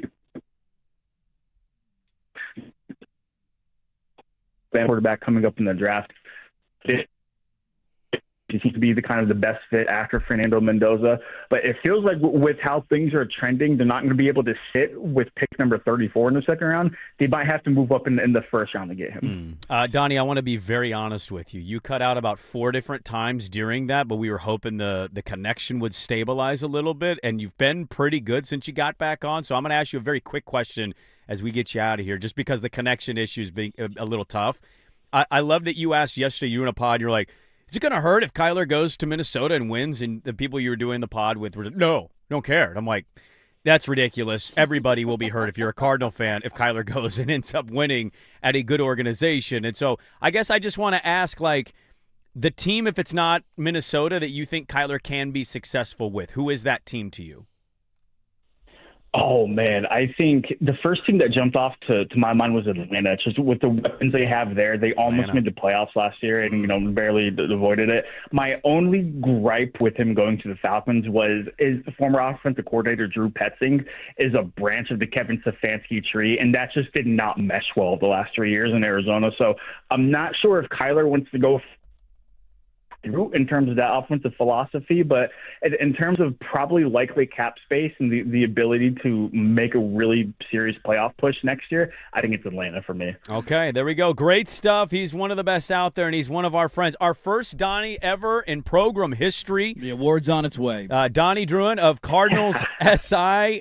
No Donnie Nelson, all right? No Donnie Darko. Donnie Druin is the Donnie of Donnies. Donnie, thank you so much. Great information, and we appreciate you being flexible and hopping on with us today. Yeah, really apologize. Next time I'm going to have a better connection for you guys, I promise. That's okay. Good stuff, man. We'll come back to you for the next Cardinal hit. Oh. Yeah.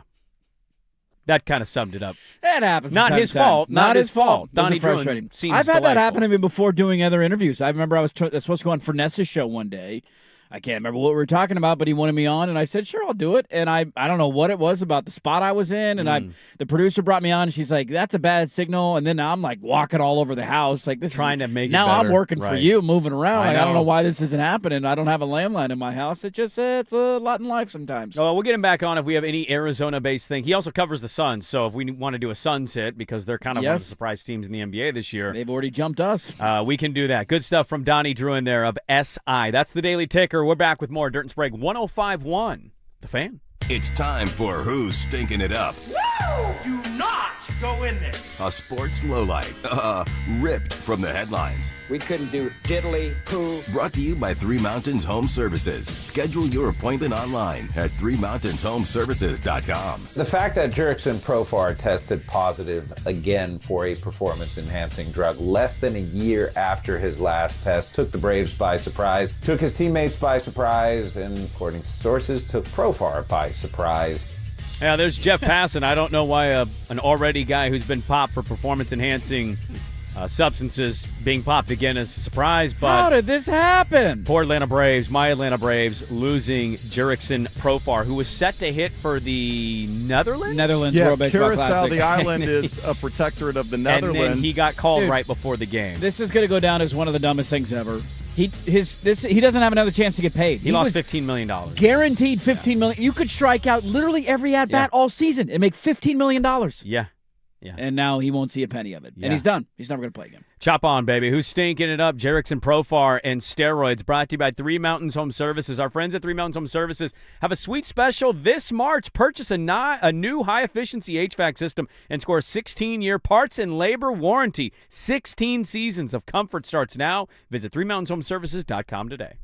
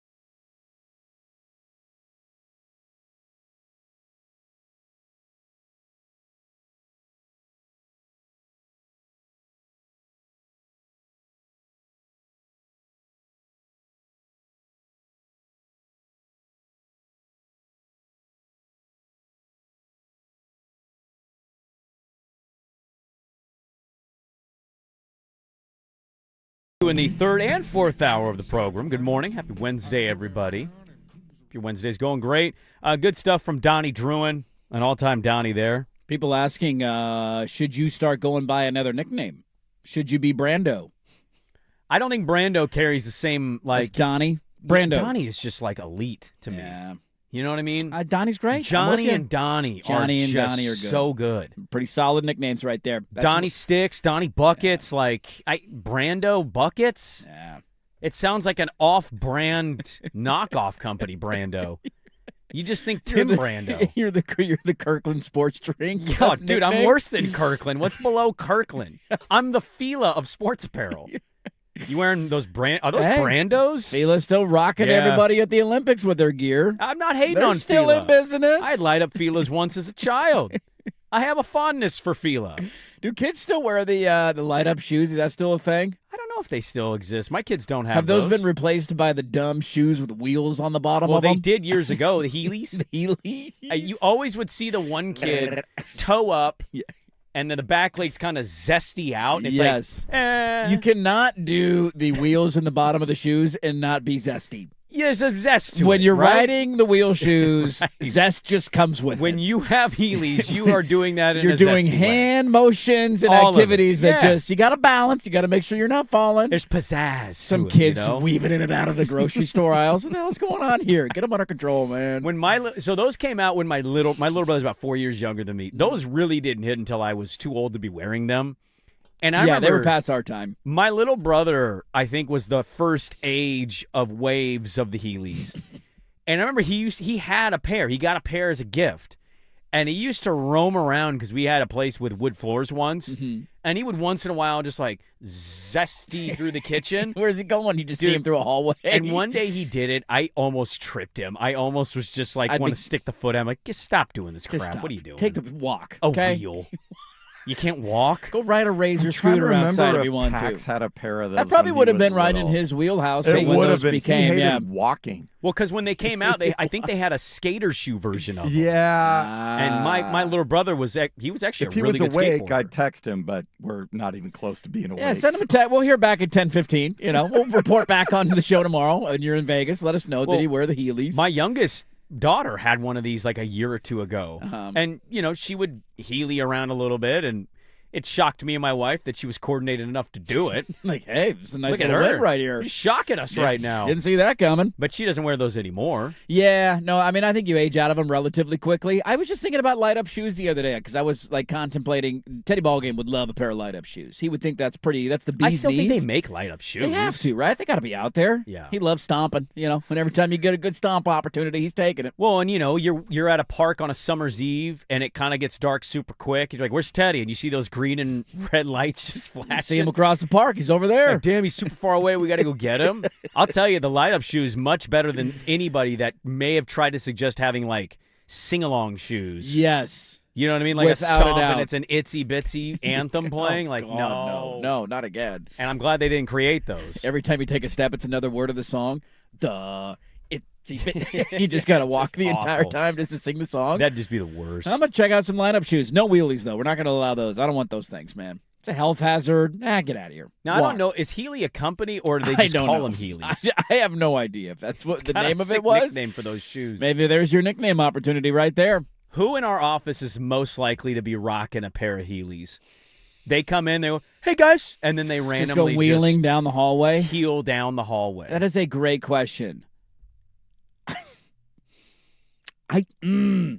We have age gaps here, right? Pretty I think big age gap. you have to be from the younger generation of the staff in order to fall Tubbs into this. Ludwig is not No. heeling down the hallway. Dave Kinsella is not putting wheels on the bottom of his shoes. No. Not happening. Dave Kinsella is more likely to have wheelchair shoes on his shoes Yeah. than Heelys to do tricks. And Johnny Ludes is a younger guy. He's not of the older class quite yet, but I'll he's give you- also an older soul that he's going to Yeah. he'll scoff at the notion of wearing wheels on his shoes. I'll give you a sneaky name for people, and they don't know him, so it may not hit the same as it hits with us. Our lead sales manager, Sam Tung, That was the first name that popped into my head. could definitely, Swag gets what I'm saying. Definitely could surprise. He's a tall guy, too. He's got Yeah. long legs, so him going down the Right. hallway with some zest, I It looked kind of like want to Will, see it now. Will Ferrell doing it, you know? I could see one leg in, one leg out. the just tonguer looking. would do it. Him just coming healing by the studio windows, waving at us in the morning.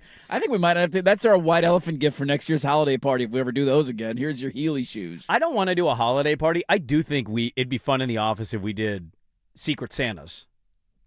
Secret Santa would be a lot of fun. And like a $15 cap. Yeah, you can't go crazy. Because there's people in the office I know nothing about and I have to buy a gift for. No. And I would enjoy that. You ever? I roll my eyes whenever I see those commercials around the holidays, too. It's like, why don't you look up on Facebook what they're into?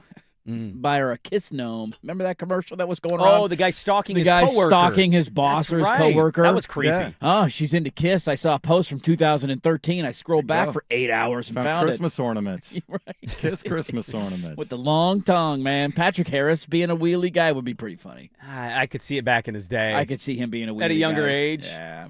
Coming in with a keg on his shoulder when he was in the brew companies and just healing his way in. Into a bar in Pullman, into a house party in Pullman, Washington. What's up, guys? Kegs here. You guys got any cheese?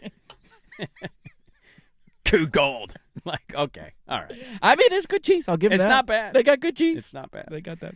Loaded third hour. We haven't gotten to a combine fallout. There is a player. They still have not officially listed what his 40 time is. What? It's under dispute, and he's like maybe a top 10 pick. Who? What? A wide receiver. So it's like, give me my number, damn it. Well, he ran a number. I know you're talking about. But it's under dispute. It's become like a real story. It was like a 4.52, and it's like, wait, which he's is that an awful slow? number, yeah. And then he's saying, well, no, I'm not. You timed it wrong. And they did have timing problems at the combine. That they did, Bob. So we can talk about that today. We have a lot to get to. It's a status story Wednesday, Dirt and Sprague, hour 3 on 105.1 The Fan.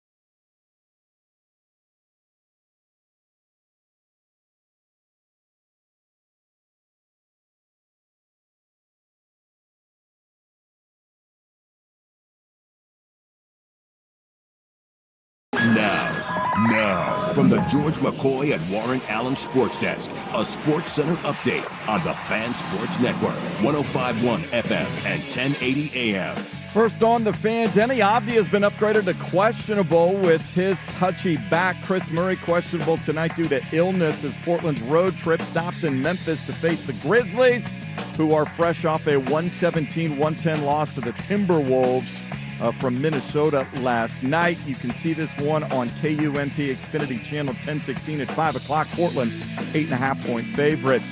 Oregon Ducks women's basketball team starts their run in the Big Ten tournament today. They are the 11th seed. They take on 15th-seeded Purdue.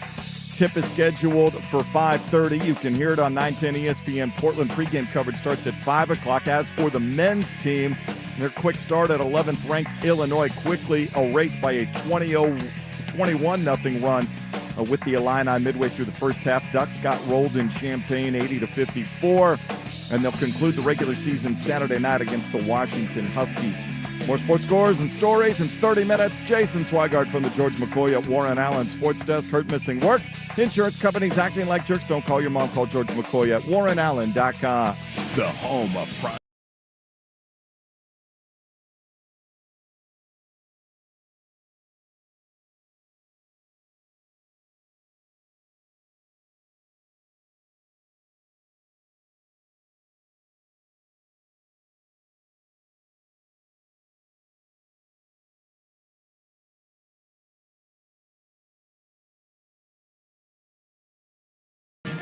Hey, welcome back in. Hour number 3. Dirt and Sprague here, Portland Sports Leader, 105.1 FM, The Fan, 1080 AM, the Odyssey app, live on YouTube, the Fan Sports Network. Let's go! Got a lot to get to in this hour of radio. We do have Status Story coming up, 9:15. See what we got cooked up for later on in the show. Me and Donnie are trading apologies to each other. I called him Johnny. You called him Johnny twice, yeah. I did it to it. I'm like, did I just say Johnny twice? I just let it go. He let it go. I think we all knew what you were trying to say. It happens from time to time. You know, you're talking, you misspeak. We all do it. It's occasional. I feel like the morning show is making me dumber. I mean, it's already pretty dumb going into it. For sure. But like the sleep and the, For sure. I'm some days a little loopy. A couple of thoughts here at the fan text line that I would like to read through after our thrilling conversation about Heelys and what your kids are wearing.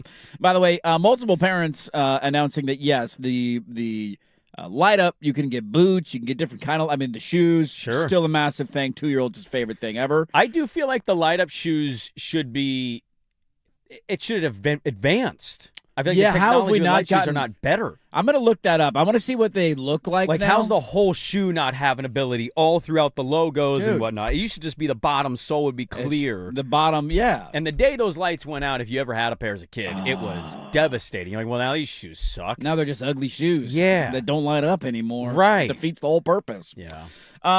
Let's see here. Where did this go? I was going to read one of these. It was pretty funny. We used to play hide and seek at sleepovers when we were children, and I had a buddy that kept his shoes on, and we found him, and we played in the dark, right, at the middle of the night. Yeah. And he got found first every time. He's like, how did you guys keep finding me? You're like, you left your shoes on. They're lighting up. Light up shoes. We can see you. He goes, oh, yeah.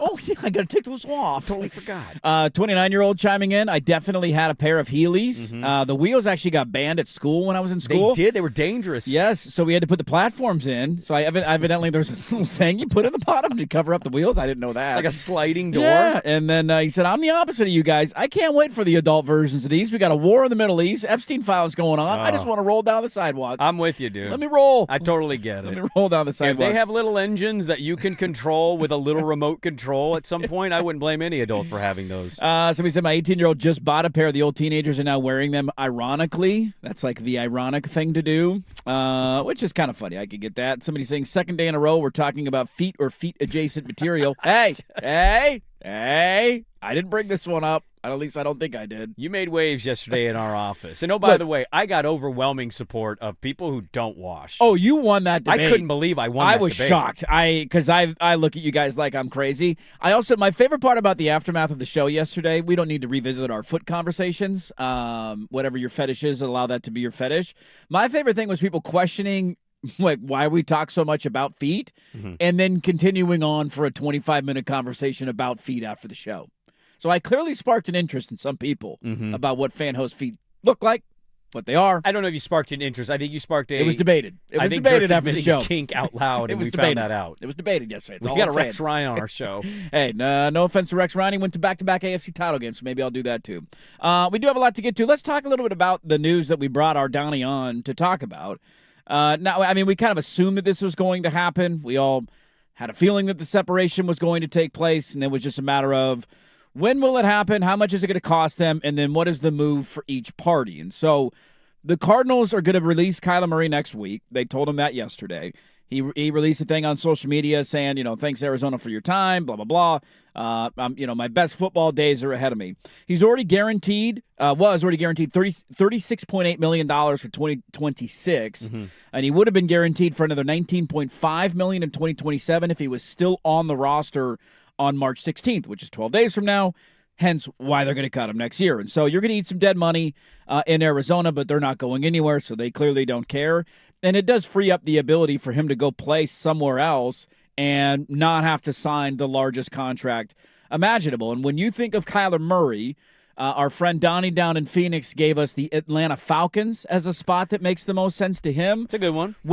Because I think we can all agree, now I shouldn't speak for everybody, of the available quarterbacks, is Kyler Murray on the top of our board? Or are you going with an unknown? Because Malik Willis is probably... He's power ranked number one for some. Malik Willis is. Him and his 6 career touchdown passes. Tua is going to be in this category. Like, Miami's going to do the same thing. We'll see if Daniel Jones gets an offer outside of the Colts tag. But either way, he's got to play... Like, he's not a free agent in the same sense where the Colts can match, so he's not necessarily available. I don't think there's any other names here that we would throw... It's Tua, Kyler, and Malik Willis. Is there anybody else out there that... Like, in terms of, like, being a Darnold-like actually, impact? not even that, just actually available that you would want your team to go after and go get. No, but if I'm a quarterback... Because, like, Marcus Mariota's available. He was top 5 in most available quarterback. If I was to want my team to get a quarterback because that's the position of need... Yes, that's a good way to phrase it. Dude, it's crazy to say this because I've already been so loud about it. I would actually want Kyler. Of all the available guys. I don't think it's saying that you think he's X, Y, and Z as a quarterback. It's more of these options available, well, I'm taking that option. Some of his stuff that I don't like isn't just height. Like, that's a problem. It is the poor decision-making at weird times. His post-ACL running numbers. Yeah. Go look at that. Yeah. Dropped off a cliff. Yep. He's not prone to do what he once did with his legs. No. If you put him in an O'Connell-like system, if you think Stefanski, O'Connell are basically the same thing to you, and you have weapons, why would you not roll the dice? Now, I don't think he's going to be getting in there for something that Willis is signing for. He's not doing the 2 years, $40 million. I think that's a potential $30 million a year deal. Yeah. Maybe a 27. That's what I think his number is going to be. We'll have to wait and see on that one. But yeah, dude, if you're a quarterback away of the available guys, Willis isn't a bad option. I just don't know enough about Malik Willis. It's more of a roll of the dice, I would argue. Now, maybe the ceiling ends up being higher, but the guy has hardly played in 4 years in the NFL. Yeah. And when I think of some of his games that he was successful in, it's not that he didn't pass the ball. But I think about the Colt game 2 years ago when he filled in, and I thought the Colts were going to hammer him, and he just ran all over them. He did. I think about the Bear game. It was his mobility and his escapability that really crushed him. Not that he couldn't throw it again. It's just, is that something that's going to translate? So it's not that Malik Willis won't be good. It's that of the guys available, if you're one that away, I think I'd roll the dice with Kyler because it'd be a short-term deal anyway. Tend to agree. And Minnesota has been a team that has been listed a lot. Ironically, of Malik Willis, Arizona's been mentioned, as Donnie pointed out earlier in the show, that they might be going after him. But Minnesota's been one of the prime teams for Kyler Murray that gets kicked up. Atlanta was one that I haven't thought much about yet, although we should be thinking about because they don't know what they have at quarterback, and they're likely to go add another piece this offseason. He is going to be an interesting case study because we do have a lot of examples over the last couple of years of guys that have gone to the new home, and we can feel however we want to feel about Kyler Murray. I certainly have concerns about his height. I have concerns about his durability. You point to the numbers running the ball after his ACL injury. Like, dude, his rush. How many times was Kyler Murray like the first 7 week of the season MVP, and then he would just disappear in the Cardinals? They would be like 6-1. Mm-hmm. He'd be torching everybody. Then he'd get dinged up, and he couldn't run anymore. Now their offense sucks, and then they would just crumble. Like, I feel like that was 3 years in a row with Arizona. And how many highlights would you watch him throw just a missile downfield, and you go, God, he's got an ability there. Yes, and so it's interesting where there's certainly faults of his that don't get me excited as a fan, while also acknowledging he plays for one of the worst organizations in all of sports. Yes, yeah. And the coaching hires have been. Do you have a fire in your gut? They hired a guy who was more interested in banging models in Scottsdale probably than coming up with game plans, who somehow kept failing his way up as a coach. Like, let's not forget the Kingsbury era, who's clearly a better offense coordinator than he is head coach. And so, okay, let me ask you this. Yeah. I don't know enough about LaFleur to wonder, and the Cardinals are not a trustworthy org. No. Talk about the grades that they just got. Go back over those. Yeah, their Horrible owner's phrase. terrible.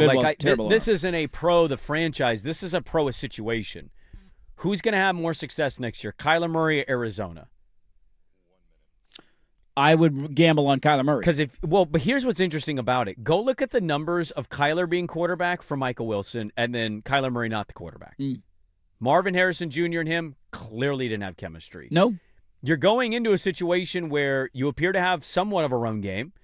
You got two weapons. You got three. You got Trey McBride, maybe the best tight end Michael in the Wilson. NFL. Yeah. You can make an argument for receiver tight end combo. They're in the running of top what in the NFL. Michael Wilson was a absolute stud in the last 7-8 games of the season. Yeah, he was on my fantasy team. He had 1,000 yards and 7 touchdowns. He had a week where he gave me like 54 points. He was unbelievable. I think Harrison's been underwhelming, but there's potential there. But he's a big-bodied, able receiver that maybe just needs a new voice and guy throwing him. I'm just saying, like, Arizona is maybe just a couple pieces on defense away. Mm-hmm. And I do wonder a little bit with Kyler how much of this is, I don't know if diva's the right term there, but guy who gets in his own way. And again, Minnesota, maybe Atlanta. But if it's not Minnesota, if Minnesota wants to see JJ try to succeed and they bring in Geno. Minnesota and Atlanta are the two that make the most sense. But if Outside it's not of that, Minnesota, Atlanta. Yeah, where are you going? Miami maybe looking for another option if they don't want Ewers, then you're just swapping out Tua for Kyler Murray. Who would you bet on?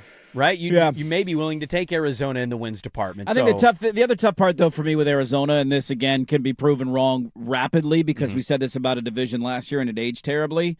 The other tough part that Arizona lives in is I do think the Rams, Niners, Seahawks. Yeah, I totally get that. They had 3 12-win teams this year in the NFC West. I'm with you. And maybe one of them, maybe it's the Niners, maybe it's the Rams and Stafford gets hurt, maybe Seattle has a who knows, but on paper going into the year, I would say that's one of the toughest divisions in football. And you're going to upset somebody. Like, you'll beat one of those teams, but I'm not picking you to do anything in that division. Like ESPN is willing to do a segment on who's more likely to win a Super Bowl first, Kyler or Lamar. I'm just as willing to say who will win more games next year, the Cardinals or Kyler Murray. It's a fascinating question, man. He's an interesting guy just because of the size and the injuries, and he shows flashes constantly of being a special player. Like the highlight of him running in a 2-point conversion against the Raiders went viral yesterday. Is that the one where he ran like, I think, 70 yards in total? And standing then there for 20 seconds in the pocket. And there was up. Max Crosby has a great interview on that, and I can't remember who he's talking to, but they asked him about that play. And he was like, yeah, this is our defensive coaching. We rushed 3 on that play, and I was in coverage for 20 seconds, and nobody touched him, and he ran it in. You know, it was him, and I can't remember who their other edge rusher was at the time. It was basically like we were in coverage, not rushing the passer. I found out about Donnie yesterday. He's doing one of the Locked On pods, and I was watching a little bit of their live just to see some of the reaction from it. And he asked the host, he goes, "You guys gonna be upset if Kyler goes somewhere and has success and gets into the playoffs?" And the guy just goes stone cold, "Nope, won't care." And I'm like, not a chance. Such a lie. That is like such a lie. If you have a team, and you could say no because you don't think he'll do it, but that's different than him actually doing it and saying you won't be impacted. No, the scenario was he does it. That's Will laughable. you care? And they're like, nope, won't care. Laughable. Time has come. It was over. And I'm like, I think it's an easier thing to say in the moment than it is when you're experiencing, oh my God, we had a guy capable, but our organization failed him, kept a guy on too long as head coach that clearly was not the right guy for head coach. Get that fire in your gut. Debatably should have been fired after saying fire in your gut. Should you take a bus into work?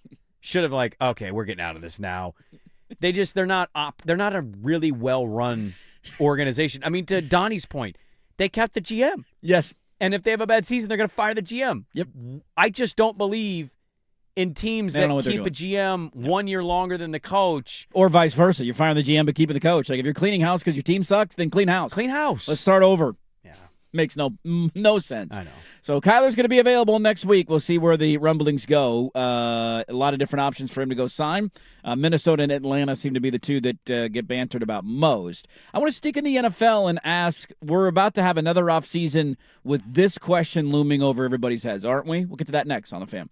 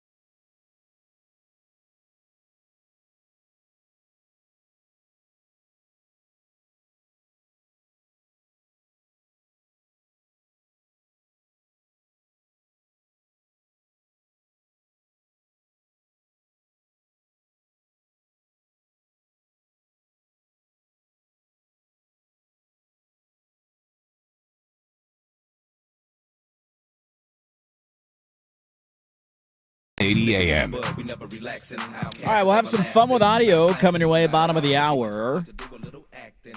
Such an easy solution for the NBA, and yet so many teams run away from it. Also, two great what?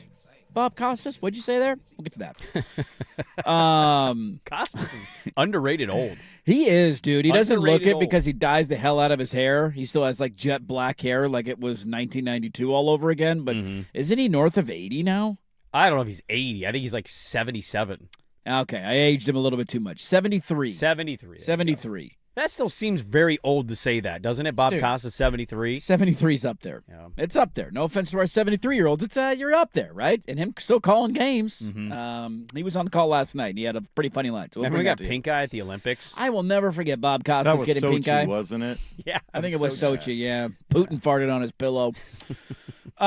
We are about to have another off season where this is a dominating conversation, are we not? And that dominating conversation, part of this is based on something we talked about earlier in the show, and that is there is a team who had a very good defensive player. Last year they were in a contractual holdout with that player. Didn't come to a long-term agreement with him. We all said at the time, anybody with a brain said, if you don't want him there long-term, why don't you just trade him? Maybe get something out of it. They decided not to do that. And then yesterday announced that they will not franchise tag him this year, and so he will walk. He will be a free agent, and that is the Cincinnati Bengals and Trey Hendrickson. And I am fully prepared for another offseason of asking the question aloud, probably multiple times, because random interviews will get done, and you'll hear a soundbite, and you'll say, oh, my God, is he insinuating something? Does Joe Burrow become the first franchise quarterback since Carson Palmer to refuse to play for a franchise and demand a trade? Do you remember the Joe Burrow stuff we went through at the end of the year? Go back and watch the press conferences. He was depressed. He was genuinely depressed. But I think they came back at the end and kind of tried to say this isn't about football. This is about stuff in my life. Sure, going 13-3 wouldn't help at all, huh, Joe? Being a guy who's an ultra competitor, it wouldn't help winning the AFC North and having home field advantage of the playoffs. Who's your best? Do you have a good example of some? It's Carson Palmer, isn't it? Carson Palmer is really the only one that we've ever seen. Because Russ was traded, but we knew that was kind of coming to an end anyway. Yeah, I mean, he wanted another new deal, and Seattle said no. Also wanted Sean Payton. How'd that work out for him? Not great. Now he's got beef with Sean Payton because Sean Payton talked trash about him. It doesn't happen often, but I think I just refuse to believe it's going to happen. Until it happens, I just won't believe it happens. And that's totally fair because he's making a lot of money. And usually in the NFL, the organizations have all the power over the players. It's a unique sport in that way. It's very different than the NBA that you get guys who hold out for new deals, and the organizations largely hold the cards there. They went to the Super Bowl in 2021. The next year they made the AFC Championship game. They had the late hit out of bounds towards the end of the game. Kansas City kicks the game-winning field goal. They lose the game. Yep. The next 2 years, they went 9-8. With 1 year, Joe Burrow didn't play a lot. He got banged up. The next year, he played like an MVP, and it was not good enough for them to go better than 9-8. And this year, they slipped to 6-11. Now, I don't know what the future holds. I don't know what the division is going to look like. Pittsburgh certainly is in a state of turmoil with new head coach, and what's their quarterback situation going to be? The Ravens, new head coach. What's their quarterback situation going to be? And the Browns are the Browns. So I don't know what the NFC North is going to look like for the next couple of years. I'm just wondering, based off of the incompetence that we know the organization has, because I think we can all agree with that. Like, even if you're a Bengals fan, you could look at them and say, do they know what they're doing? I don't think they know what they're doing. And the idea that Joe Burrow genuinely sounded depressed, how many more years of that can they survive until it gets to that point? Because we had this conversation a lot last offseason. They wanted to pay Chase. They wanted to pay Higgins. They drug their feet on both of them. Oh, he did that. He was the one driving. He was the one that wanted to pay him. Two. And Yeah. it's a bad decision on his part because you don't need to pay two wide receivers that much money. You should have traded T. Higgins. You should still trade T. Higgins. But they wanted Hendrickson back. They didn't trade him. You're going to lose him for nothing. And I'm wondering how many more years we can do this because we certainly know that the organization is incompetent. Yeah. And Joe Burrow is one of, when healthy, the 3 or 4 best quarterbacks in the NFL. Without a doubt. I think, to me, it's not so much about the organization. It is like how much longer does an ultra hyper-competitive athlete deal with losing? 4 years in a row next year would be if they don't make the playoffs. 4 years in a row. That's a huge drought in a quarterback's career. Yeah. We talk about Marino and Kelly and Elway up until the 97 season. They were in it all the time, But though. they were always in it. Yeah. You'd have a year here or there, sure, but you're always in it. And so I think that's the tough thing for Bengal fans or people that don't like to see, maybe they don't like to see the kind of movement. I think most fans, not Bengal fans, would probably root for him to be in a different situation. But to me, this is about Burrow, and it always has been and always will be. He, by every report, is one of the more hyper-competitive athletes in the sport. Yep. Not that the other people aren't, but I just wonder, like, how many more years is he going to go or willing to go? And for me, I think we got one more season. One more year until this becomes more of a serious conversation? If they are 7-10 next year and it's the exact same script, hey, Chase is great, Higgins Burrow's is great, good. Burrow's good, but he gets sacked a lot, and Yeah. the defense is not good. Oh, look, their sack numbers are not good. I think it's going to weigh on him. How many more years do you sign up for that? And I know you're making a lot of money. You signed an extension, so you signed up for that many more years. So, but to me, it's about when do you start making waves, and you say, hey, Cincinnati Bengal fans, this is not about you. I know you're still going to blame me. This is about clearly this organization is not being serious, not putting me in a good spot, not putting us in a good spot. I want out. I want to win. I'm an ultra competitor, and to me, that's all it boils down to. The Bengals are the Bengals. Yes. We talk about Higgins and Chase all the time of do you pay him, do you not pay him? I'm not a huge believer in paying two receivers, but I'd also argue the counter is you got to draft well. If you draft well, you can get by on contracts with certain guys. You can. For a certain period of time. They haven't. Nope. They fumbled the pick last year. Their first-round pick, they didn't sign him to an extension. He was or the last give him guy the rookie in. deal, yeah. He couldn't come to an agreement with them. He was the last guy in. And you can certainly probably point to stuff and say, hey, some of that's Shamar Stewart. I'd also say it's the Bengals. Why is it always the Bengals? Yeah. You can blame the player. Why is it always the Bengals? It's so true. The same with Trent Hendrickson. So to me, Dirt, it's just like we know that guy wants to win. Is he going to go another season if they're not good? And he says, yeah, we'll just keep rolling this over. I think next year's the year. And if they don't make it, I won't be shocked at all if that season ends. Yeah. He comes back and it starts to leak that Joe Burrow wants out. How many times do we need to see a situation where the general public can point at you and say, I told you so, but you somehow didn't see that happening, and then get away with it? Like the Hendrickson thing is the most easy outcome solution possible. He wants a deal. Teams wanted him to give him the deal. You could have got a first-round pick out of it. Just wash your hands and move on. It's that simple. You were going to be bad defensively either way. Yeah. You know, you're not going to pay him. Yep. We all knew you weren't going to pay him. So you wanted to tag him for one more year when your defense was already terrible with him? Well, how many sacks did he have 2 years ago? He's one of the most dominant pass rushers in the league 2 years ago. He ended up getting banged up this year. I'm not saying the defense was his fault at all. He's a tremendous player. But we all knew how that was going to end, and you refused to trade him and get anything for him, and now he's going to walk for nothing. And I think we're encroaching on that territory rapidly. I don't know if it happens this offseason. How many teams are breaking records with draft capital? How many do you want, man? All of them. Take them. Wait, how many first-round picks do you think Minnesota would trade for Joe Burrow right now? The funny thing is, how many years would they whiff on those picks?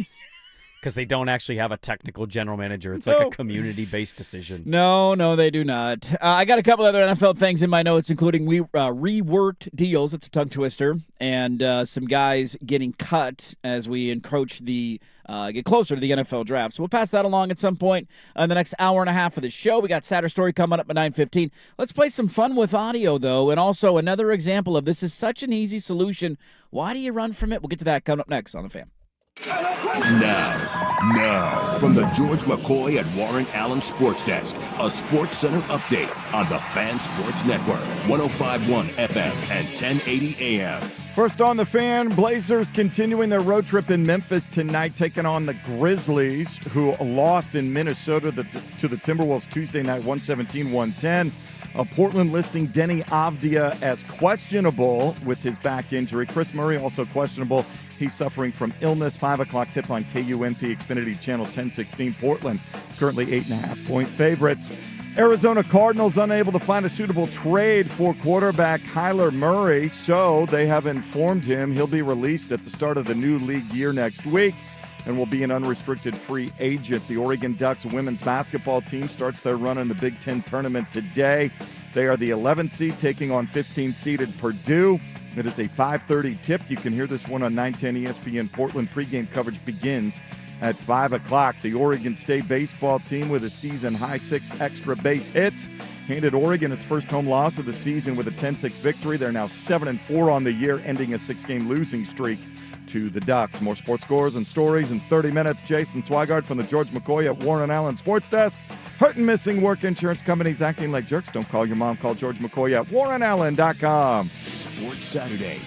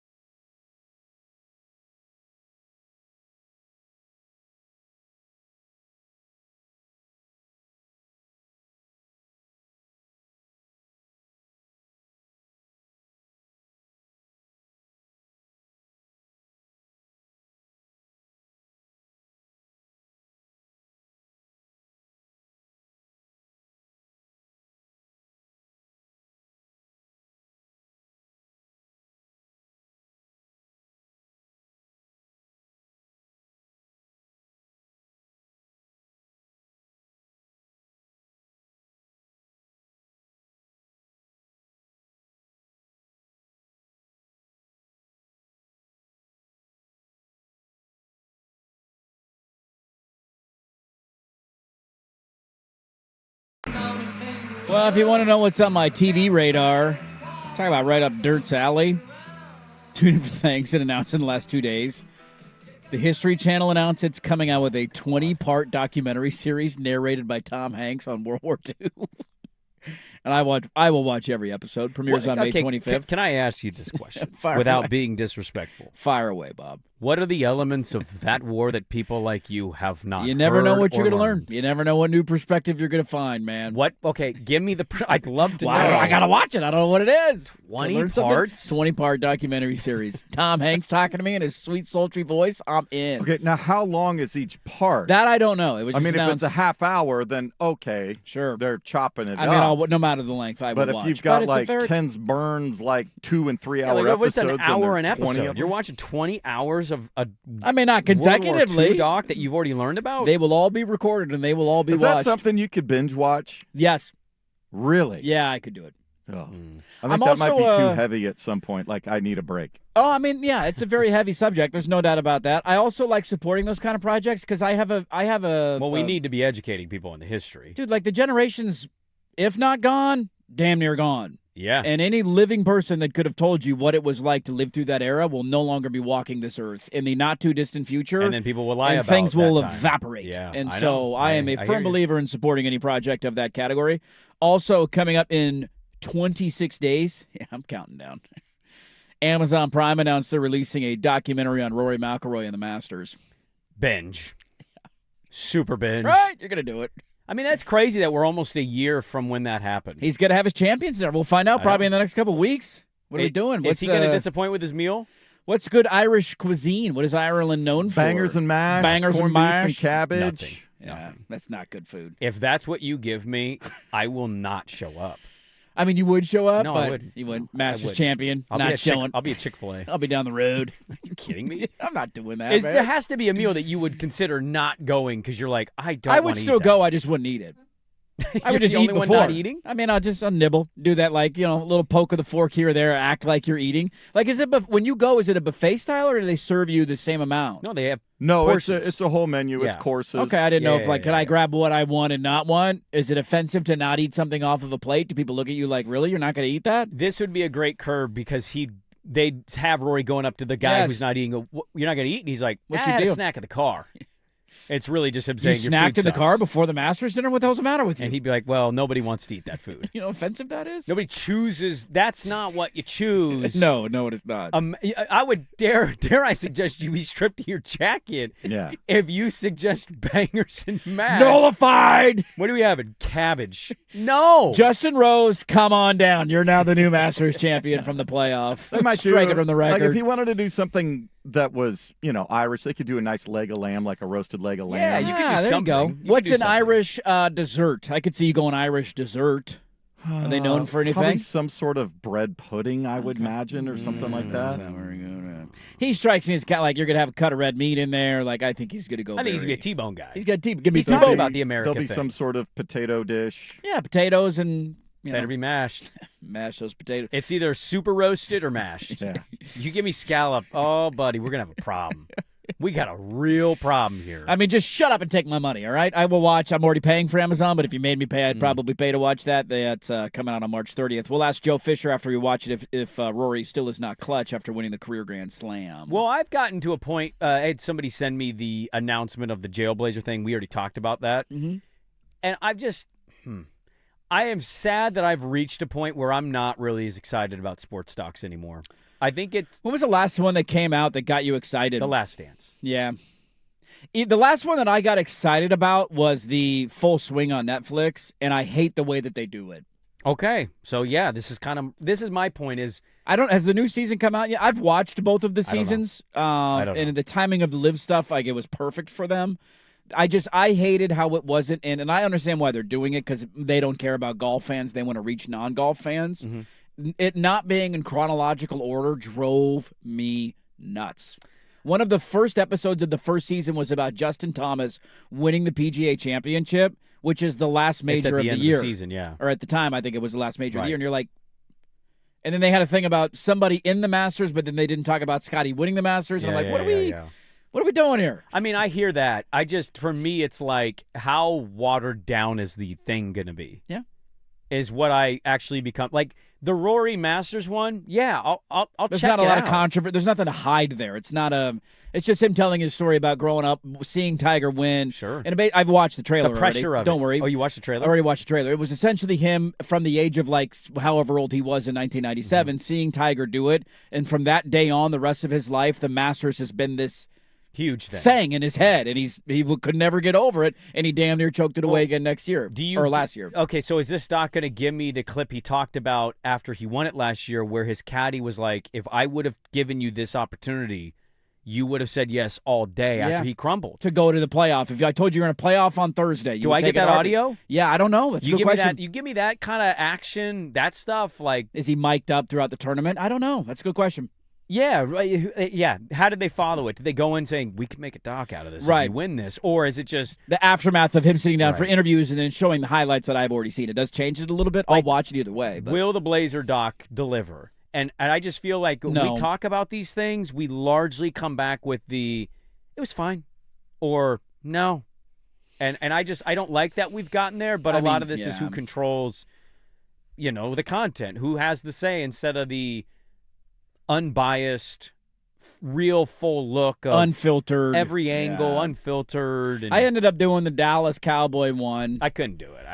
I mean, there's parts of that story that I did learn things about. Like I was not old enough to remember his battles against the NFL in terms of licensing and them suing each other. Like I knew that vaguely happened, but I didn't remember the specific details of the NFL is a Coke product and he sold to Pepsi and there's Pepsi signs everywhere. Sure. And the NFL, if he doesn't win this court case, is basically going to take away the team. Like there was aspects of that I found interesting, but to your larger point, it was a curated image of what took place and then completely glossed over 30 years of ineptitude that followed from America's team. After winning the last Super Bowl. Yeah, that's the odd part of it. And to your ultimate World War II point, how many things will we learn in the Jailblazer documentary? Is there any new evidence or not evidence isn't the right word, but any new information that could come out that makes you go, oh, wow, that happened? I mean, we kind of know the angle the players being interviewed are going to take. Or is it just reliving the story of like, yeah, I took weed in a tinfoil thing? Yeah, or they're going to expose that they didn't really have weed one time and they were pulled over and it was reported they had weed and we wouldn't have weed at that point. And the time was different. We wouldn't have been treated that way. Yeah, and they're not wrong with some of that stuff, but I don't know if we'll learn anything. We'll just hear their side of it, which I'm fine hearing the side. And I will definitely watch. Yes, I will too. But I just when sports docs are announced, and I'll be fair, I don't watch the F1. People rave about the F1 thing, and I don't watch it. I think it's on Netflix. Isn't that a Netflix I think one it's too? on Apple TV. Apple TV now. Okay. But I have never seen that one. But a lot of these that come out that we get hyped for, Did you watch The Receivers? No. Yeah, did you watch the NBA one? No. I did. I got 2 episodes in, and I just was like, The first season of the quarterback one was okay. It was fine. Kirk Cousins, Mariota, Mahomes. Yeah, he shops at Kohl's. It's great. Yeah. I don't know. I know I'm being a bit of a bummer here.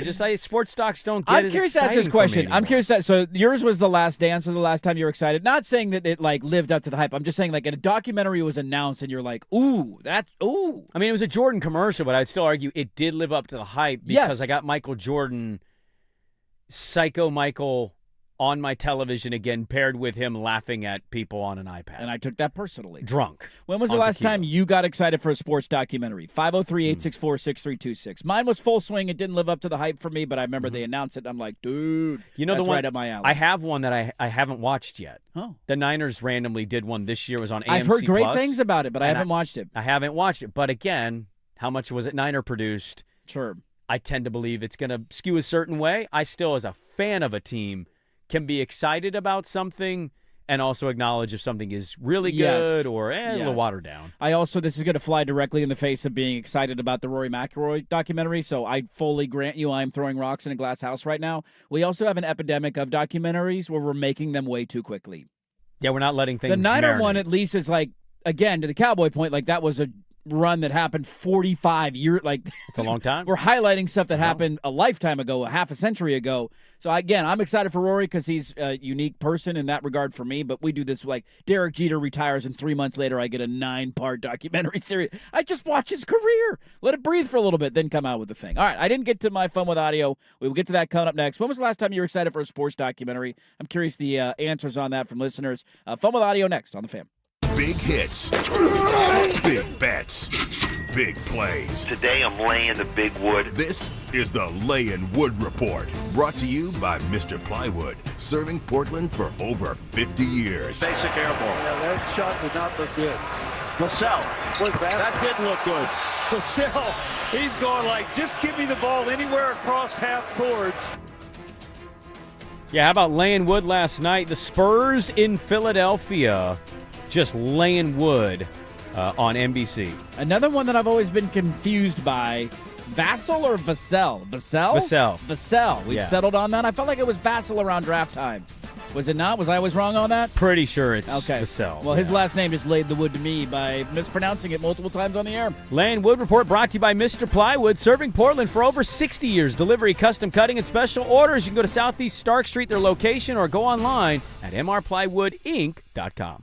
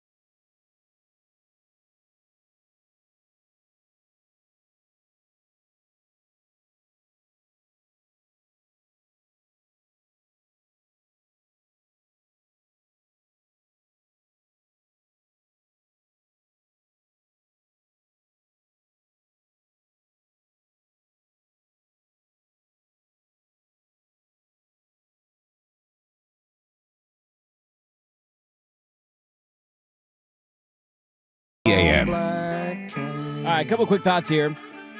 We will get to Fun with Audio in a moment. People saying F1 is on Netflix, not on Apple. I haven't seen it. Somebody said, "Oh, okay. Are the races on Apple, or am I thinking of? Am I just thinking of the movie F1?" Anybody who's My an apologies. F1 guy, be an F1 guy. It's not quite me. I've heard the show is fantastic, though, and it hasn't got more people into F1. Somebody said that there was a Jim Abbott documentary that was great. I'm not crying, you're crying. I could see that being a good backstory that I know vaguely about, but not specific details about. I don't claim to watch all the sports docs, the ones that come in that I haven't seen. That was an ESPN. I don't know if it was E60 or 30 for 30, but I came across it one night and found myself Did you watch it? With So the you've whole seen it? way. Yeah. It was pretty good. I mean, a guy pitching with one hand is pretty. It's just. Well, it's also remarkable. The difficult part. It took him a long time to embrace, because he fought so hard not to be defined by his disability, which is what drove him, but also pushed him away then from doing things, to support, charities and other kids. Right. And it Raise took a while awareness. before he embraced that he was a role and what it meant for younger kids who had similar issues to see him do what he did. Yeah, this will age us. My first introduction into Jim Abbott, I'm pretty sure, was a Boy Meets World episode. He was on an episode of Boy Meets World. Oh, really? Yeah. Mine would have just been Because I was watching pretty Sports young. Center. I didn't remember him a lot as a pitcher. I just remembered that episode, and it's this one-handed pitcher, and I'm like, who's this guy? Right. And I think he's telling Corey to stick with playing baseball. I can't remember the gist of the episode, but it was something along those lines. Boy Meets World. Dude, throwback right there. Shout out to Topanga. Well, now I'll have to go check out the Jim Abbott one. Yeah, that sounds like a fun one to watch. Also, an E60 is just like, I'm crying. Auto tears. I'm gonna cry. We know where that's going. You know who loves crying, Brandon Sprague? I enjoy a good cry. I love a good cry. I cry often. Not often, but I'll cry. Crying and laughing are two things that, laughing more so than crying, but I enjoy it. Now as a father, I definitely am softer than a marshmallow, and there's certain things you'll be watching that'll get you. You're like, how did that get me? Damn it. Right, and it's a commercial. Yes, and I'm like, why am I... I'm not crying. It's the Dumb and Dumber. Wife's looking at me from across. Are you crying right now? No. No. There's something in my eye. Damn it. I can't get it out. Watching the end of Finding Nemo the other day just feels good. Oh, really? Dude, that movie gets me at the end. Nemo's a pretty good one. Nemo! You know who likes crying a lot? Luka Doncic. Yes, he does. Old Luka. That big old crybaby Luka. He loves crying and bitching. Yeah. And it seems like we've universally come to the opinion of, dude, screw this guy. But one commentator, so they played the Pelicans last night, and we know who the the color guy is for the Pelicans? It's the knockoff Calabro. Timu Calabro? Basically. No, but you met the color guy? Yeah. The former, I don't know. Antonio Daniels. Is it Antonio Daniels for the Antonio Pelicans? Daniels is the color commentator, and give me a second. Here. Timu Calabro? What do you mean by that? Does he look like him? Does he sound like him? They look and sound almost exactly the same. Really? That's kind of a fun fact. Joel Myers. Joel Myers. Dude, Joel Myers is a legend, by the way. We've had Joel Myers on the show. Yeah. I meant no disrespect by this. Yeah. But now that you've said it, I'm now seeing it in my head, and they definitely sound alike. If you play a clip and you look at Joel Myers, it's like, whoa. I think we had Joel Myers on Well, during that playoff series. He would come in and borrow a studio. Because they swept us in the first round of the playoffs, remember? As a When we seed. should have nice blown guy. everything up. Remember that? I When do Dame and remember CJ is an undersized backcourt, Paul got Allen was swept in the furious. first round, and we should have fired everybody and blown it all up. I mean, you can make that argument, sure. That's the step that went wrong. But Joel Myers and Kevin Calabro look like they were made Totally in a spot lab on. of play-by-play men. So here is this is their Antonio Daniels, evidently, last night on Luka Doncic. This is the frustrating part about Luka. As great as he is, and he is great, you lead the NBA in free throw attempts. So you complain when they call it, you complain when they don't call it. It comes to a point where sometimes you just got to play. Which is a fact that until I saw this clip, I mean, I could have guessed it, but I don't know if I would have, if he would have been the first name off the top of my mouth, that he leads the NBA in free throw attempts per game by a wide margin. He is averaging 10.4 free throw attempts in 49 games. That's a wide margin? And then second is he's over a full free throw ahead than the Is number it 2 guy. SGA second? SGA's 9.2. Denny's tied with SGA, by Denny's the way. right there. Which I had fun listening to the firm yesterday talking about the SGA thing because Harris was talking about how he loves SGA's game, and I'm like yelling in my car, like, how do you love this game? So they're getting me going. Meringue saying, well, he's a foul merchant, and I'm like, well, we got a guy who's averaging the same number of free throws Literally per having game. the season he's having because Who's he's a doing foul the merchant. exact same thing where he's just bullying his way to the hoop and getting the free throw line 10 times a game. He shoots more free throws than anybody, and he complains more than anybody in the NBA. Yeah, but we already knew this. I know. What are you getting fired up like that for? I just can't stand him. I can't. He might be. He's never going to be likable to you. Never. There's nothing that he could do. He'll never change. Unless he comes to Portland and wins us a title, there is nothing that he can do to become likable.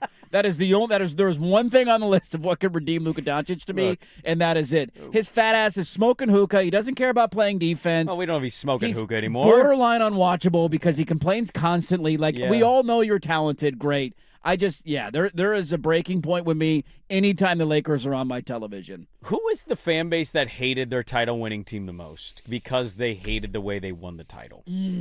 Because if we had Luka and Denny, that's a great question, and we won the title, that's a great question. Shooting 45 free throws a game, dude. We're celebrating, but Yeah, we're also come on. kind of like, we get it. We kind of hate it too, but we're winning. We can't say anything. All right. Good job. Yay. Who is that team? That is a great Who's the question. most disliked title-winning team for a fan base? Now, are we going all sports? Is this a wide open question, or we just want to stick in the NBA? Guess hockey for the life of me. I don't know if this even exists in hockey because there's ways you can muddy up games, and a title is a title. The though. Devils in the mid '90s with the neutral zone trap, just about the killed fan the secretly game. hates it. That was so bad to watch those games. Or who's a team that won a title that delayed the blow up the team fans were hoping would happen, but then they won the title? Well, that was the Bulls. Damn it. The Bulls kept winning, That's and they true. kept pushing off the breakup. So the listener brought up a great point because I made the argument on the NBA that the player always gets what the player wants in the NBA. And he pointed out, he was like, I'm listening on podcasts, which is funny to revisit. Yeah. That it's ironic in the NBA, the one guy who didn't get that is the greatest player of all time.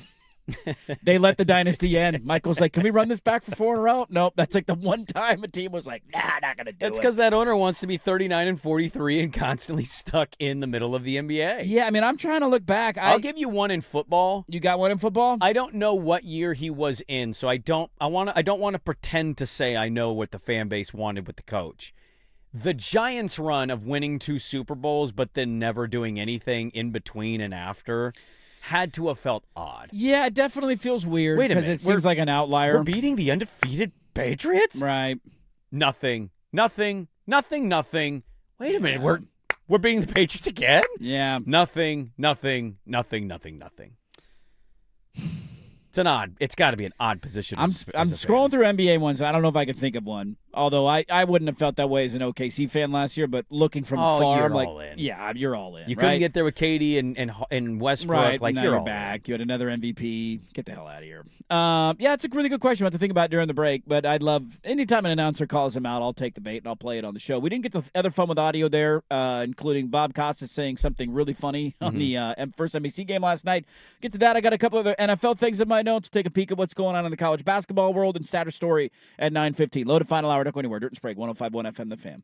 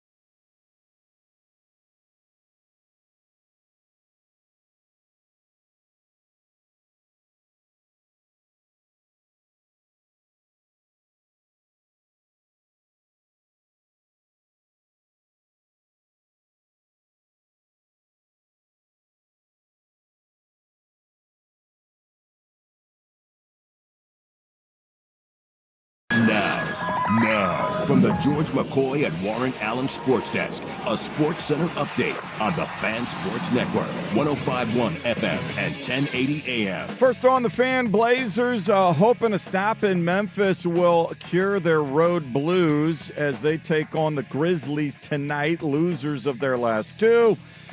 Memphis losing in Minnesota Tuesday night, 117-110 to the Timberwolves. Denny Avdia has been upgraded to questionable with his troublesome back. Chris Murray, questionable, suffering from illness. 5 o'clock tip on KUNP Xfinity Channel 1016. Portland, 8.5-point favorites. The Oregon Ducks women's basketball team begins their run in the Big Ten tournament today. They are the 11th seed taking on 15th seeded Purdue. It's a 5:30 tip. You can hear it over on 910 ESPN Portland. Our pregame coverage begins at 5 o'clock. The men's basketball team's quick start at 11th-ranked Illinois quickly erased by a 21-0 run from the Illini midway through the first half, and the Ducks got rolled in Champaign 80-54. Oregon will wrap up the regular season Saturday against the Washington Huskies. More sports scores and stories in 30 minutes. Jason Swigart from the George McCoy at Warren Allen Sports Desk. Hurt missing work. Insurance companies acting like jerks. Don't call your mom. Call George McCoy at warrenallen.com. The home of the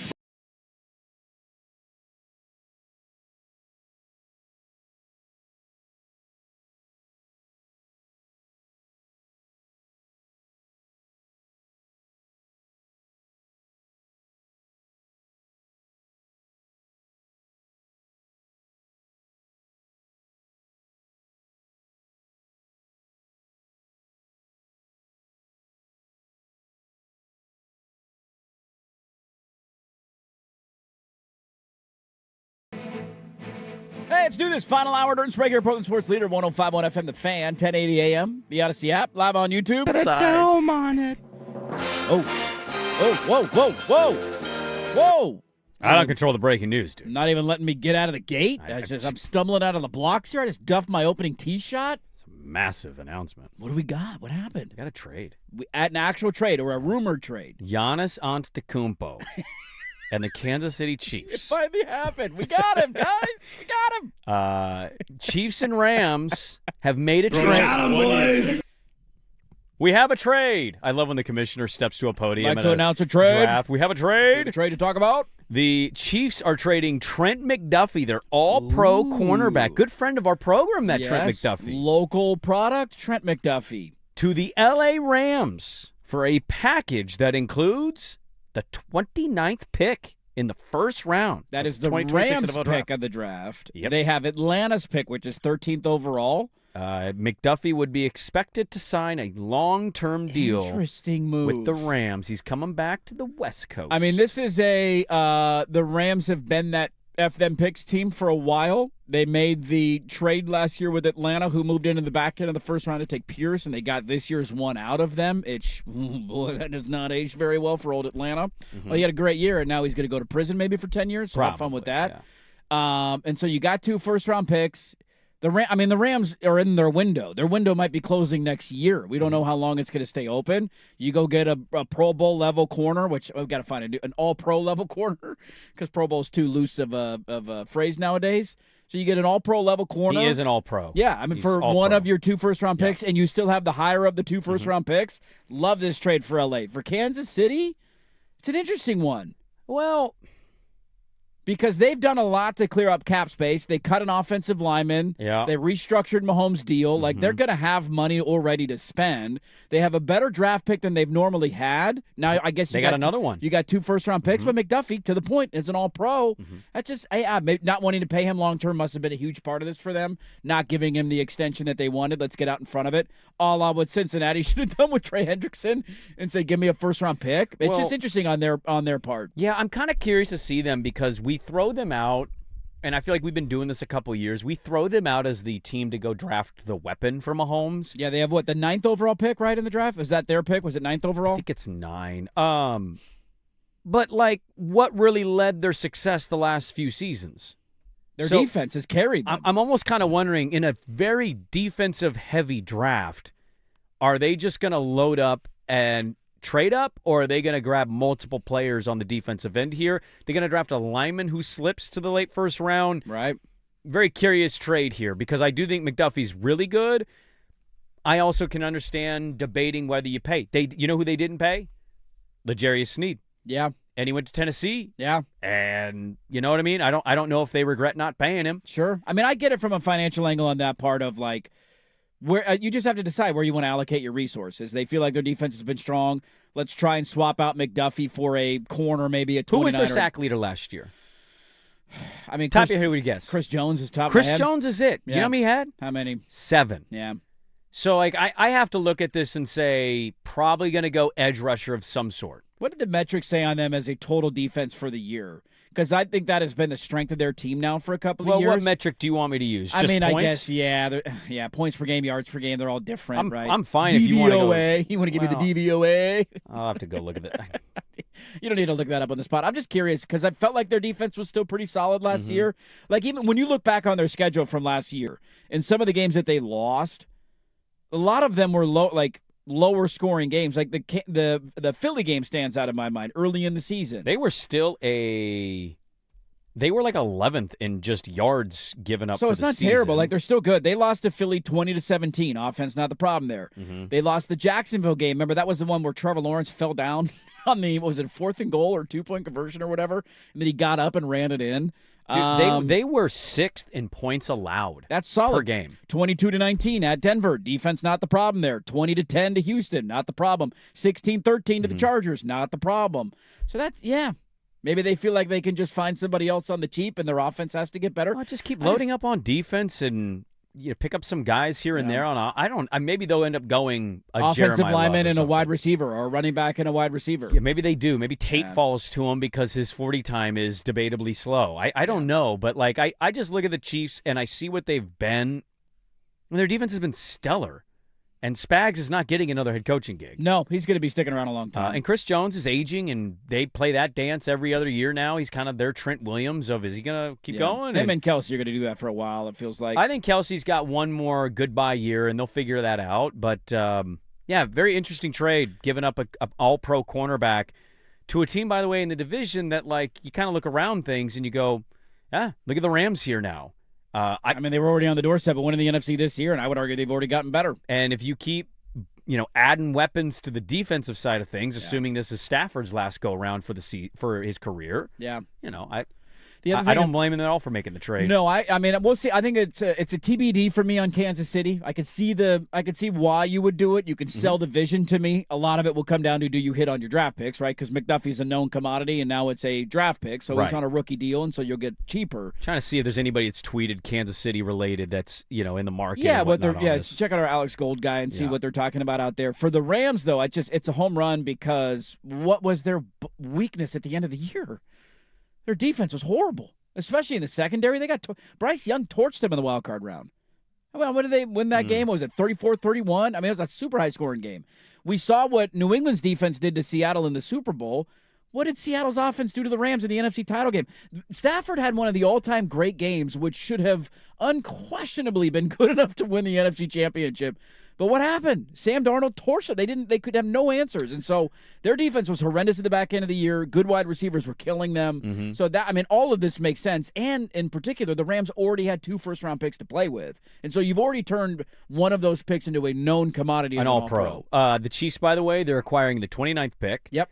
A 5th, a 6th, you're getting a lot and a 27th third. Ooh, juicy. So Les Snead leaning back into F them picks, and the Chiefs are like, we'll take more picks, man. We'll take all the capital we can. Yeah, interesting. All right. I mean, this is one of those, it kind of feels like, and maybe this is a high price to some, the initial thought is it feels a little like wins on both sides. Yeah. If the Chiefs hit on their picks, Chiefs totally makes sense. Yeah, are going to use that capital, and then Les Snead's out here like, we need an all-pro cornerback, excuse me. We don't know how many more years Stafford has. We're all in, baby. We're all in until we're not all in anymore. Well, and corner was a real concern, I think, for the Rams last year. Since we're on the note, we'll push some other stuff back. It's all right. Saturday story coming up in a minute. Let's get to a couple other NFL notes. How about this one yesterday, and what is the implication going to be? You get these from time to time in the NFL, and they always are like, whoa, what? Because it's pretty surprising. One team is now going to be looking for a new center, as yesterday, Bears center Drew Dahlman reported or announced that he's going to retire from the NFL after 5 seasons. He had just last offseason signed a 3-year, $42 million contract with Chicago. He's an all-pro level center. He started in Atlanta. He was a 4th-round pick. First 4 years were in Atlanta. He started 40 games for them. He was outstanding, and then he signs in Chicago. The offensive line, I think we should have given that more credit for Chicago, not only finding the right head coach to turn their thing around with Caleb and finding the offensive mind after they fired Eberflus, but they just attacked the offensive line last year and got exceptionally better up front, and Dahlman was a key part of that. And he just 27 years old. He's like, nope, I'm done. And now you just signed an all-pro center to a 3-year deal, and now you're already looking for a replacement there, and that's never an easy thing to do. No. And I think these always shock the system when you see a guy in the prime of their career walk away the way he's doing. No doubt. There's something about that deal just happening and him going into 1 year with Ben Johnson and company and saying, I'm going to walk away. Now, some of these guys, from time to time, you get these, it's for the betterment of me.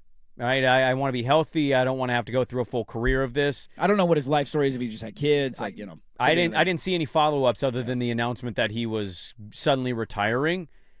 I also know the Bears still weren't all that happy with their offensive line. Yeah, could have been better. There were elements of it that were good. It was much better from the year before, but it still wasn't the best in the league. But it's still something that I think as a group they can get better in. They were slow starting with their run game, and then that kind of got on a little bit. It's just one of those, this was no different than remember the Lions went through this last year. Super late, by the way, like going into camp. Super late in the process. And they had to figure that out, and some would argue they didn't figure that out. So at least it's early before the draft, so you got options there and what you want to do. One other signing from last offseason that ended up being an absolute disaster for the team. They have corrected that disaster. Remember when Mekhi Becton won a Super Bowl in Philly? And he redeemed his career playing guard for the Eagles. And it was like, he just needed to play guard. That's what the problem was. Then he signed with the Chargers, and everybody last offseason was like, hey, look at that. They got Mekhi Becton. He was no, they wasn't. No. They cut him. They're going to save $9.7 million against the cap. He was horrible last year. Yeah. And a breaking news statement. The Chargers' bad offensive line.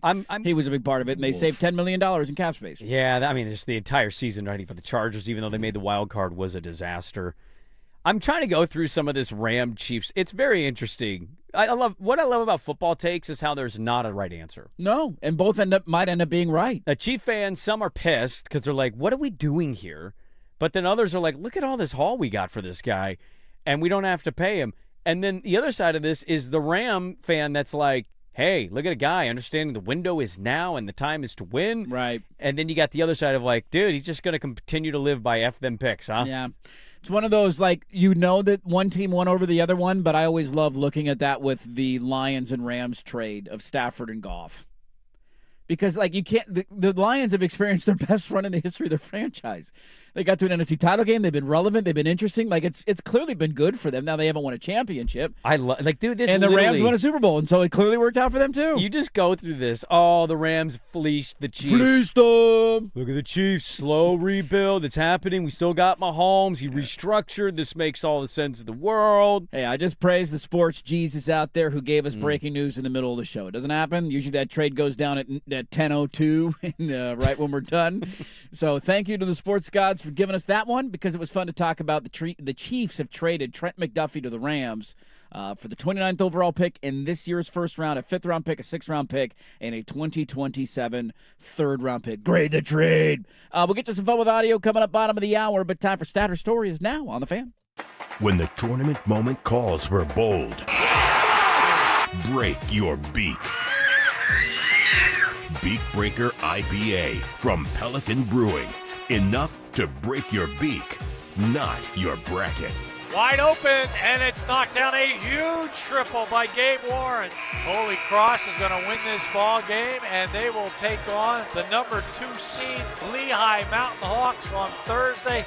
You watching the Patriot League tournament on ESPN Plus yesterday? Oh, dude, you know it. It was on my schedule. I had an alarm go off. It was like, it's time to watch college hoops, the Patriot League. Ding, ding, ding, ding, ding. Come on now. Holy Crosses. Well, let me tell you what you already know, because you clearly watched the game. It's only the 3rd time in history the Patriot League tournament that a 10 seed beat a 7 seed.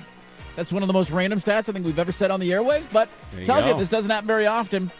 So there you go. There's your update out of the Patriot League tournament. He really searched for that one. You could have done Texas Tech lost at home to TCU. How are we going straight from the regular season to didn't Oregon just play Illinois yesterday? That happened? The smaller conferences play first they can get their title games on TV. But didn't you tease that Oregon is in the conference tournament today? Isn't that in your update? No, it's the women. Ah, okay. Thank you. Thanks for listening. I heard an update, and I'm like, didn't they just play in Illinois yesterday? Pay By the way, attention. Stojakovic's kid's killing it. We should have signed it. Oh, God. Anyways, did you know the Bracket Buster Report is brought to you by Beak Breaker IPA from Pelican Brewing, packed with citrus hops, killer aroma, and a smooth finish. Beak Breaker, enough to break your beak, but not your bracket. Hey, hopheads, looking for your next lock of a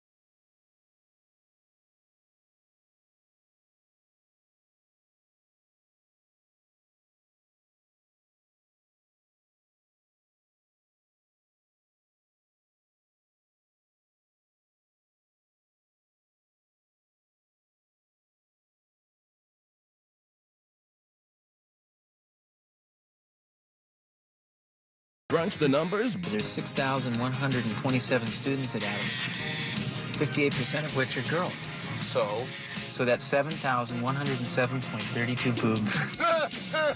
Break the news. Ladies and gentlemen, can I please have your attention?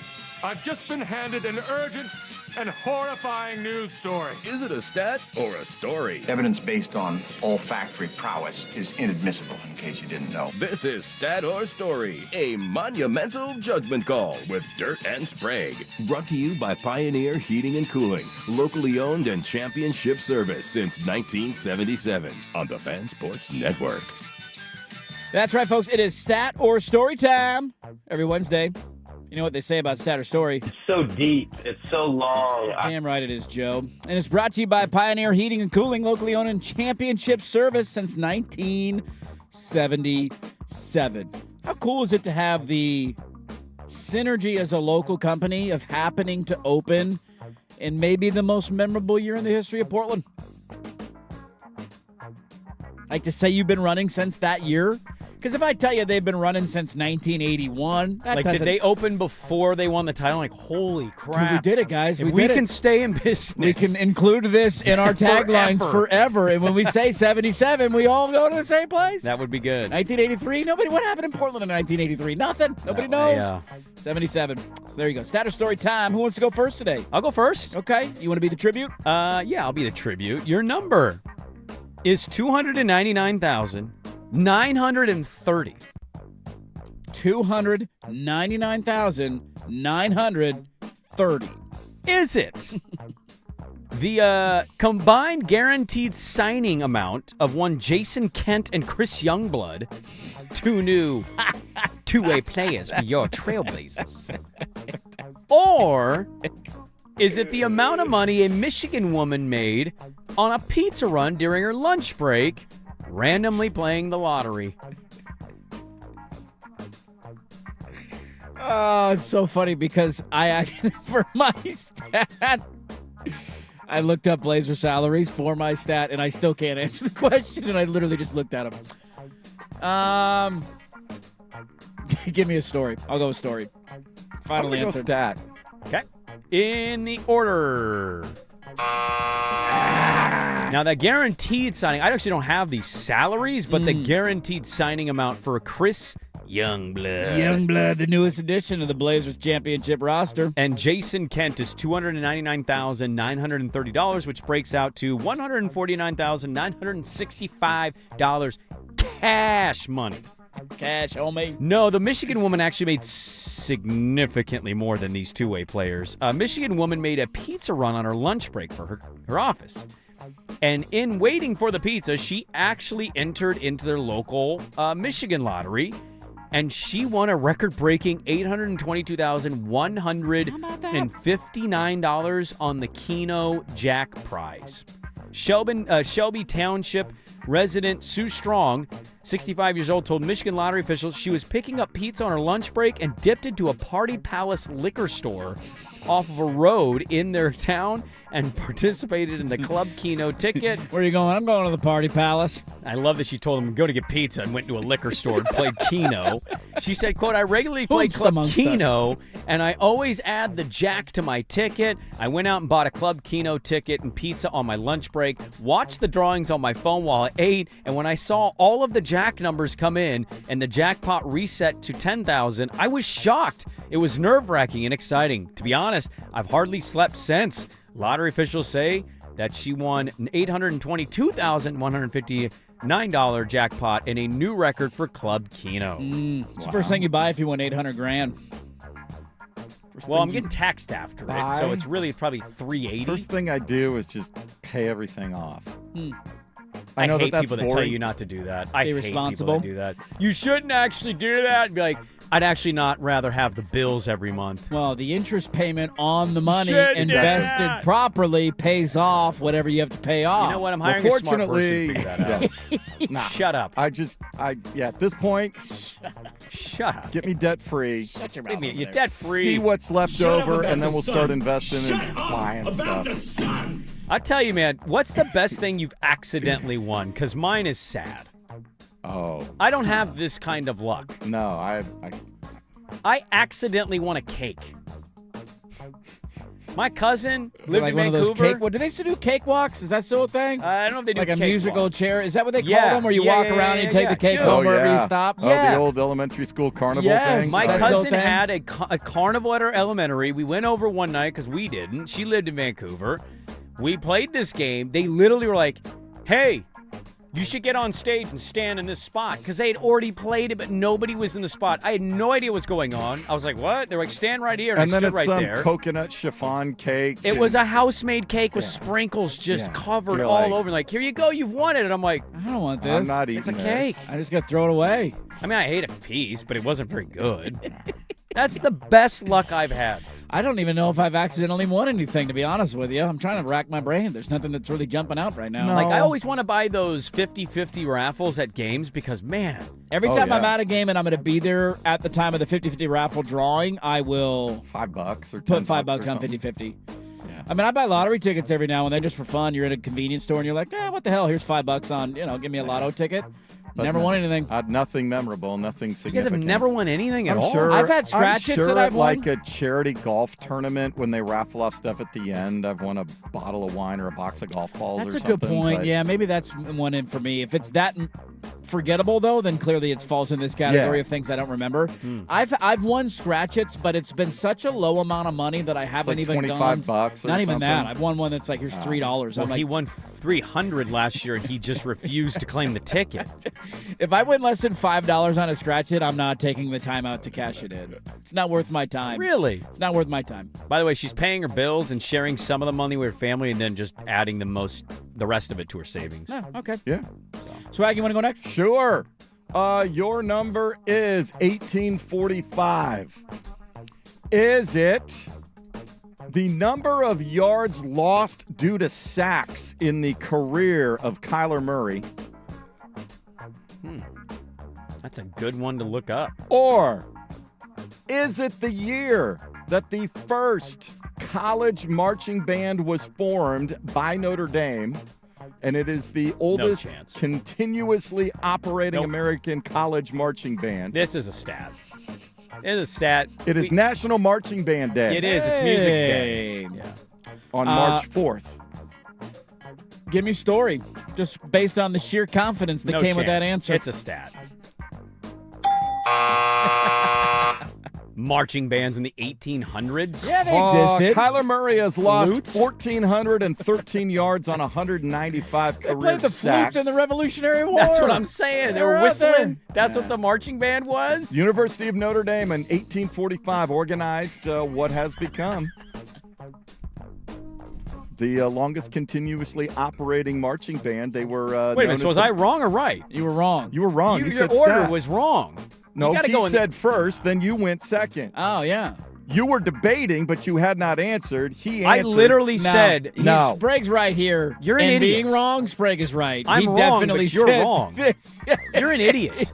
My answer motivated his answer. It You did. paying attention here? Yeah, it did. He's got you on that one. Whistling Yankee Doodle. Get out of here. Just glad I got one right. The first halftime shows, University of Illinois band in 1907. Bring it back at the Super Bowl. Purdue also did a block P on the field, like pregame. So those are the first ones going on there. In 1946, Ohio State debuted the script Ohio and dotted the I on the field. Still going to this day. Yep. We could do what you're suggesting for halftime, and we'd still get boycotts over it. There's too many bedazzled jewels on their offense. A drum line. And the United rather States watch Kid Marine Rock. Band. So the U.S. Marine Corps Band was Yes. established in 1798, July 11th, 1798. How much better have marching bands gotten, though, since that first year? They're pretty skilled, dude. It's pretty fun to watch. Now? Ones that Great. take it seriously. Yeah. The problem is I've now. always had beef with the so- organ band. I don't think we take it seriously enough. Really? Yeah. Take? Not We're not like dressed those, up. Not like those Midwest bands. Midwest do. and Southeast bands, like, go watch a college football game and see. That's why the don't we have highlight, like the HBCU games. Well, even that, just look at SEC games. Yeah. They got all the hot chicks with the baton sitting in front of the, the drill band. squad, yeah. Why don't we have any of that? You should up your game if you think it's lacking. You're in the Big Ten now. The Ohio one I is the know. most famous one. That's what I'm talking about. Put some more resources behind that. We don't dress up in cool uniforms. It's just like a black pair they're of pants. better. and They a- used to have these Colonel Klink helmets that were awful. Go back all and marching look. bands should have to wear the "You are in the Scotland Yard Guard." Like, Yeah. I want that. I want that with I had the that in chin high strap school. underneath. Ours were white. They were called Q-tips. If you're not wearing that, I don't trust you as a marching band. Those comfortable to wear? No. And they're really awkward. You have to cinch them on tight because they're so tall. Yeah, it's gonna go And if flying you off. start wobbling and it goes side to side, so you got to cinch it up tight. Those straps were the old plastic hard straps too. All righty, your number for the last one of the day: 1.7 million. $1.7 million. Is it the amount of money that hold on, let me find my tab here. Is this a Blazer salary one? It is a Blazer salary one, yeah, I know. That City Sissoko is making this year, now that his contract has been renewed or revisited. I don't even know what the terminology would be. Or is it, Brandon Sprague, the amount of money, the second you said it, I knew this is not going to go well. The amount of money that IMG Academy was fined for the liability of allowing 2 students with ties to the Mexican drug cartel to attend their school. What? Wow. Yeah, Anthony Simon, stand up. Maybe that IMG Academy, by the way. That one that you're thinking? The one in Florida. That one. Proud alums. Mexican cartel and Anthony Simons. Yes. Maybe they're turning their lives around as a story. Swag, go story. Yeah. He's making a little more than that. He actually making, according to my research, making less, but either way, doesn't matter. Yeah, let me see if I can I'll find the tab. According to my tabulations here on hoopshype.com, he is making $1.081 million this year and some change, $951. And then he's making about $2.5 next year, just shy of that. Yeah, IMG Academy was agreed to pay a $1.7 million settlement for a potential liability. They allowed 2 students with ties to the Mexican drug cartel to attend their school.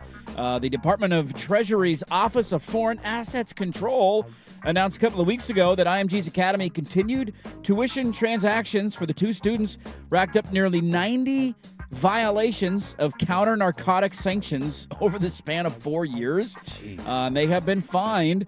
They said IMG received wire transfers from third-party individuals in Mexico as part of the tuition agreement payments.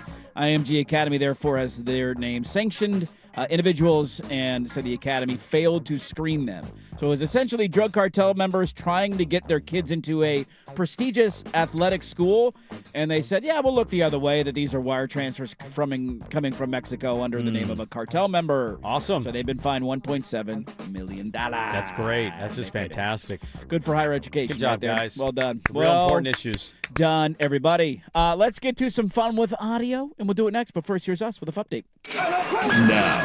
Now, from the George McCoy at Warren Allen Sports Desk, a Sports Center update on the Fan Sports Network, 105.1 FM and 1080 AM. First on the Fan, this from the LPGA and our standard Portland Classic. That'll be in mid-August this year. They will, as part of the field this year, have 4 exemptions for amateur champions. So the U.S. Women's Amateur, the British Women's Amateur, the Augusta National Women's Amateur, and the NCAA Division I Women's Champion will all get slots in the field this summer here at Columbia Edgewater for the Standard Portland Classic. Sometimes a good nickname can make you like something. How about this nickname? The Bone Collector. There is a species of caterpillar scientists have discovered.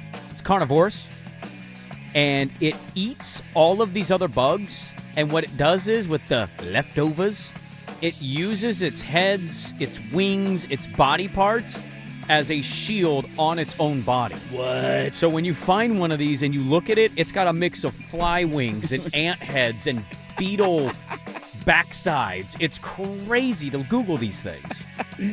I'm going to stick in the animal realm. I love a good animal on the field story. Did you see what happened at UC Santa Barbara last night? I did. Dude, so they're playing LMU in a baseball game. That doesn't matter. What matters is, in the middle of the 4th inning, a giant pelican, and I'm not talking like it was a massive pelican, flew into the batter's net and got its beak stuck in the netting. And so, like, people had to, like, climb up the backside of the netting and, like, break the beak loose. Without trying to get nipped. Yes, and they finally got him down, and he's basically hovering around home plate, and he would not move.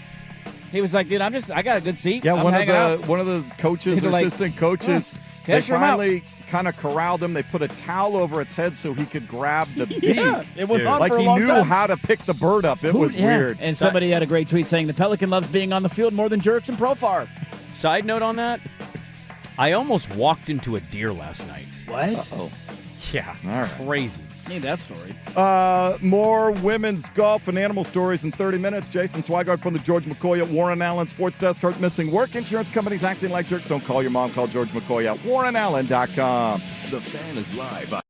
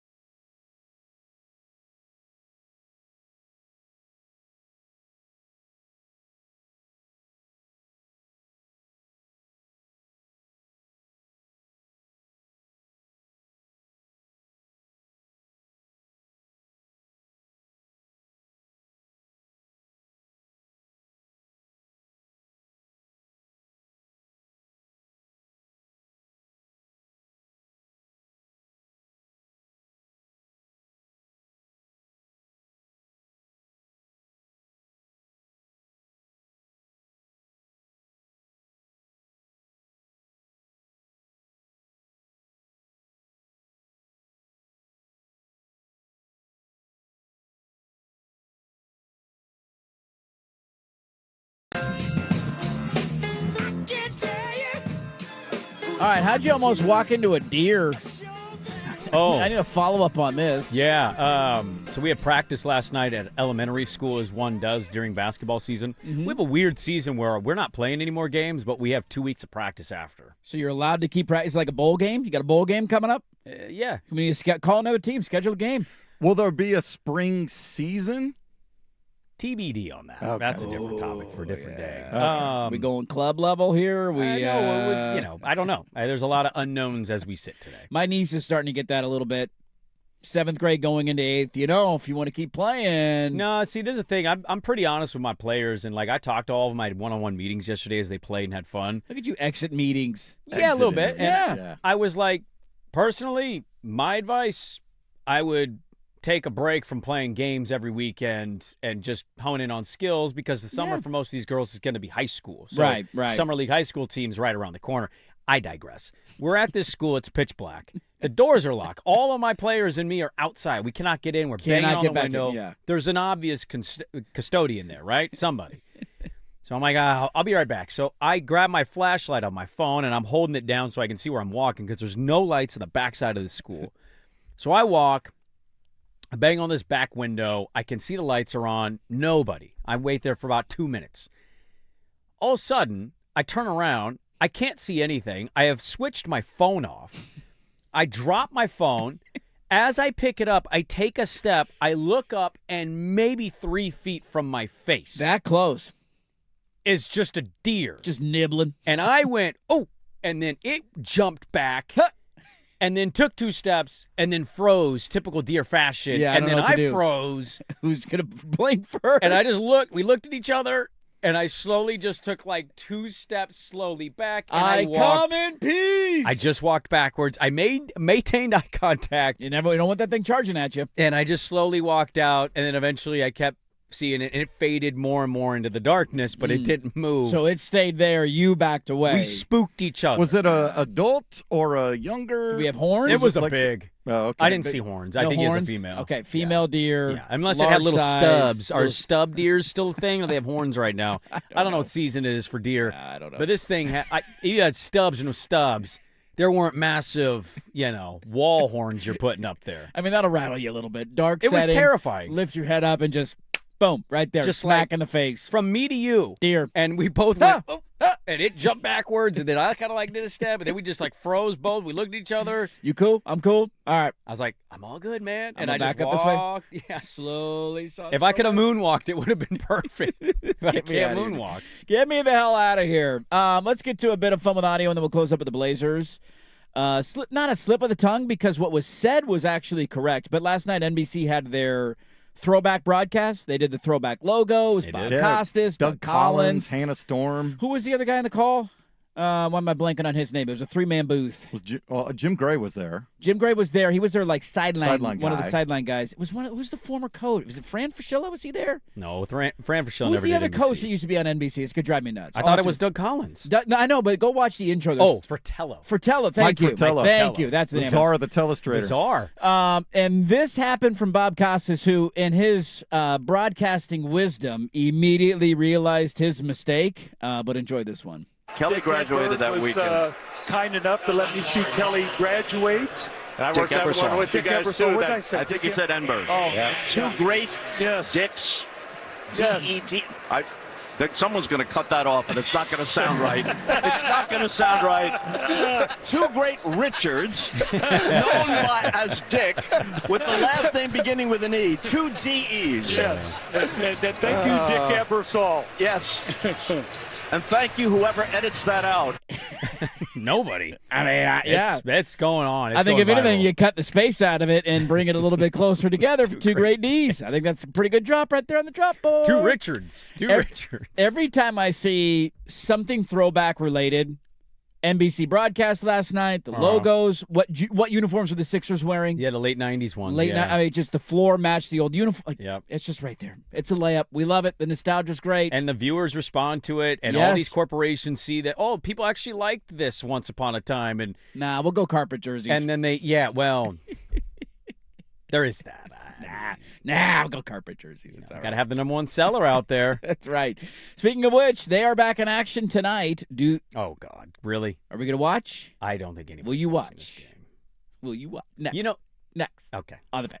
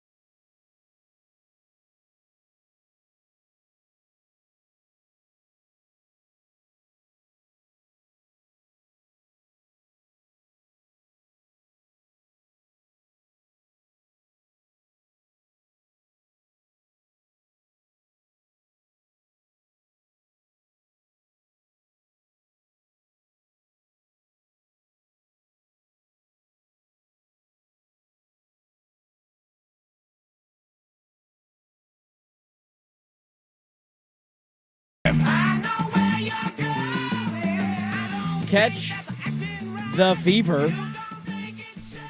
I got a fever, and the only medicine is more Blazer basketball. Oh, yeah? They're playing in Memphis. You super excited about a Memphis matchup? They're playing in Memphis tonight. Who was on the second of a back-to-back. Can I just ask the question, like, will it be on? Probably. They are currently 5 games up on Memphis right now. So Memphis lost last night. Yeah, they blew their lead. They were leading the Wolves for They a actually while. gave the T-Wolves a game. They've actually been playing decent since full-on tanking for Memphis. They've been playing okay basketball, and you've highlighted that a couple times, Sprague. Mm-hmm. Where is the – I don't even know if panic's the right word because some people might be rooting for it. What's the reaction if they lose tonight? Because they're still likely not going to fall out of the play-in, but it's a 2-game swing. If you win tonight, the odds of you falling out of the 10 seed are next to none. You'd have a 6-game lead. What would it be, 19 to go? Like, you're not – that's What's not the happening. Blazer fan collective What if is they the lose? Blazer reaction if they lose to Memphis tonight? Panic. Because it would be down to 4 with 19 to go, which, again, is probably still insurmountable considering the Blazers' I think you schedule. have at least one more, though, with Memphis. You have two, yeah. You play them twice. I think twice in a week, if I'm not wrong. If Denny doesn't play, we looked it up. I think he has to play 18 of the final. Is it 20? He is he was questionable. upgraded to questionable for right. tonight. So if he doesn't play tonight, though, he only is allotted 2 more games, and if he loses out on All NBA eligibility, he has nothing to play for. All the bonuses are gone. All of it's out the window. So you'd imagine he gets shut down, which, by the way, shutting him down in a year where you finally make the play-in and you just roll over and die in the play-in with 0 effort. How blazery. Like lighting off one of those fireworks and it's... No, Can't wait to have the 11th their last pick. game against Memphis. Yeah, we were wrong on that. I thought they had another one on there. But also Memphis's logo always... It feels like it looks like other logos, too, when you just do like a glance at the logos. A quick You're scroll. like Minnesota's on there. Could be similar. Yeah. You got a Dallas in there. It's like, that's kind of a same color scheme. I hate saying this. Do you want to know? I have no interest in watching this game. Let's play the fun I'm glad I'm game. going to be on an airplane.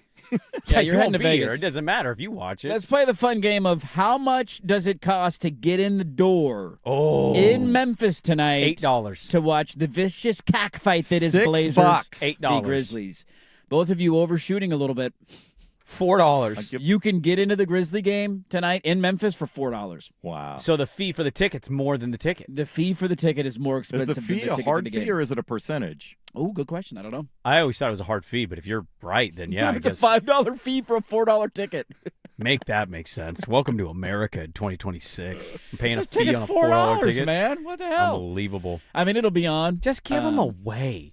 Go to schools and say, here's all of the tickets. Kids in Memphis, here's the entire 300 level. Go What are pack you it. doing? Free tickets for everybody tonight. Go give these tickets to every institution of any human that needs some help or some positivity in their life. If I ever bought a team, the first 2 things that I would do is 1, make the concession stands affordable.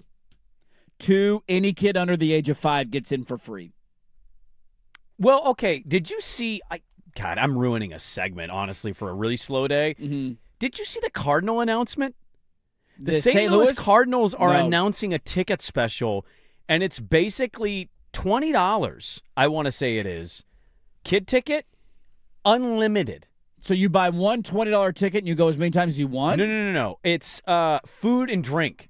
Oh. The funny thing about this promotion is they're basically like, your kid can have as many Coca-Colas as they want. Yeah. They want 9 popcorns, Go have ahead. 9 pop. You want 10 hot dogs, have 10 hot dogs. I mean, that's not that bad of a deal because even if you let the kids in for free, how much are you spending on food to feed the kids at the game, depending on the age of your kids? Now, is there a limit on how old you can be?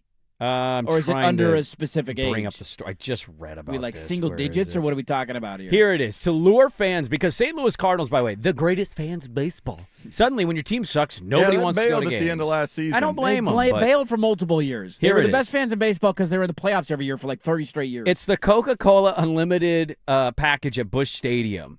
So $29, and you get all you can eat and drink for the entire game. That's a good deal.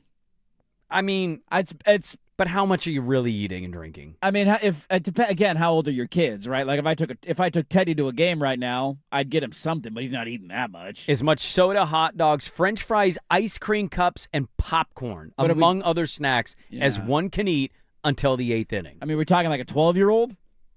Like, if you're taking like a 12-year-old boy to a game like this, how much are they how downing? many kids are sending their 10-year-olds to get? Dude, you're pocketing a lot of 12 snacks hot too, dogs by the for way. the whole family. That's a great point, too. Daddy wants a couple of dogs. Go and run on up there, Teddy. Make yourself useful. So let me make sure I'm reading this right, because the picture was with a kid on it. I don't even know if this is limited to kids. If it's not, then it's a brilliant Yeah, idea. this is for everybody. So you buy a $20 ticket and they $29. unlimited eating. A $30 ticket, you get the game, and then you get unlimited snacks, food, everything you could possibly eat. How full is your pockets and purses with all of the snacks you're taking home? Lots of snacks. Lots of dogs. You are loading up. Over under on dogs for me at a game like that. Even when I got to buy a $15 hot dog, I'm still eating like 3 of them. You give them to me for free, I'm over 5.5. Dude. No tabs, no transactions, just baseball. I also no lines, too. No checking out, no credit cards, nothing to cash. Come none and of that. grab. Just grab the food and go. I'll say this. Hell yeah, brother. It was brought up about tanking teams. By the way, fun Habistro stat. The 10 worst teams in the NBA collectively have a 40-game losing streak right now. The idea of getting rid of tanking, what if you had to cut the price of your admissions tickets? Great idea. You had should to. be the way you should have to do it. Yes. That'll do it for us, folks. Go check the podcast, 1051thefan.com, at Dirt and Sprague, at 1051thefan on Twitter. Thanks, everybody, for being a part of our Wednesday. Thanks for watching on YouTube. Like the video, subscribe to the channel if you haven't done so yet. We will talk to you tomorrow at 6 a.m. The Firm of Harrison Meringue is next. Listen to 1051 FM The Fan.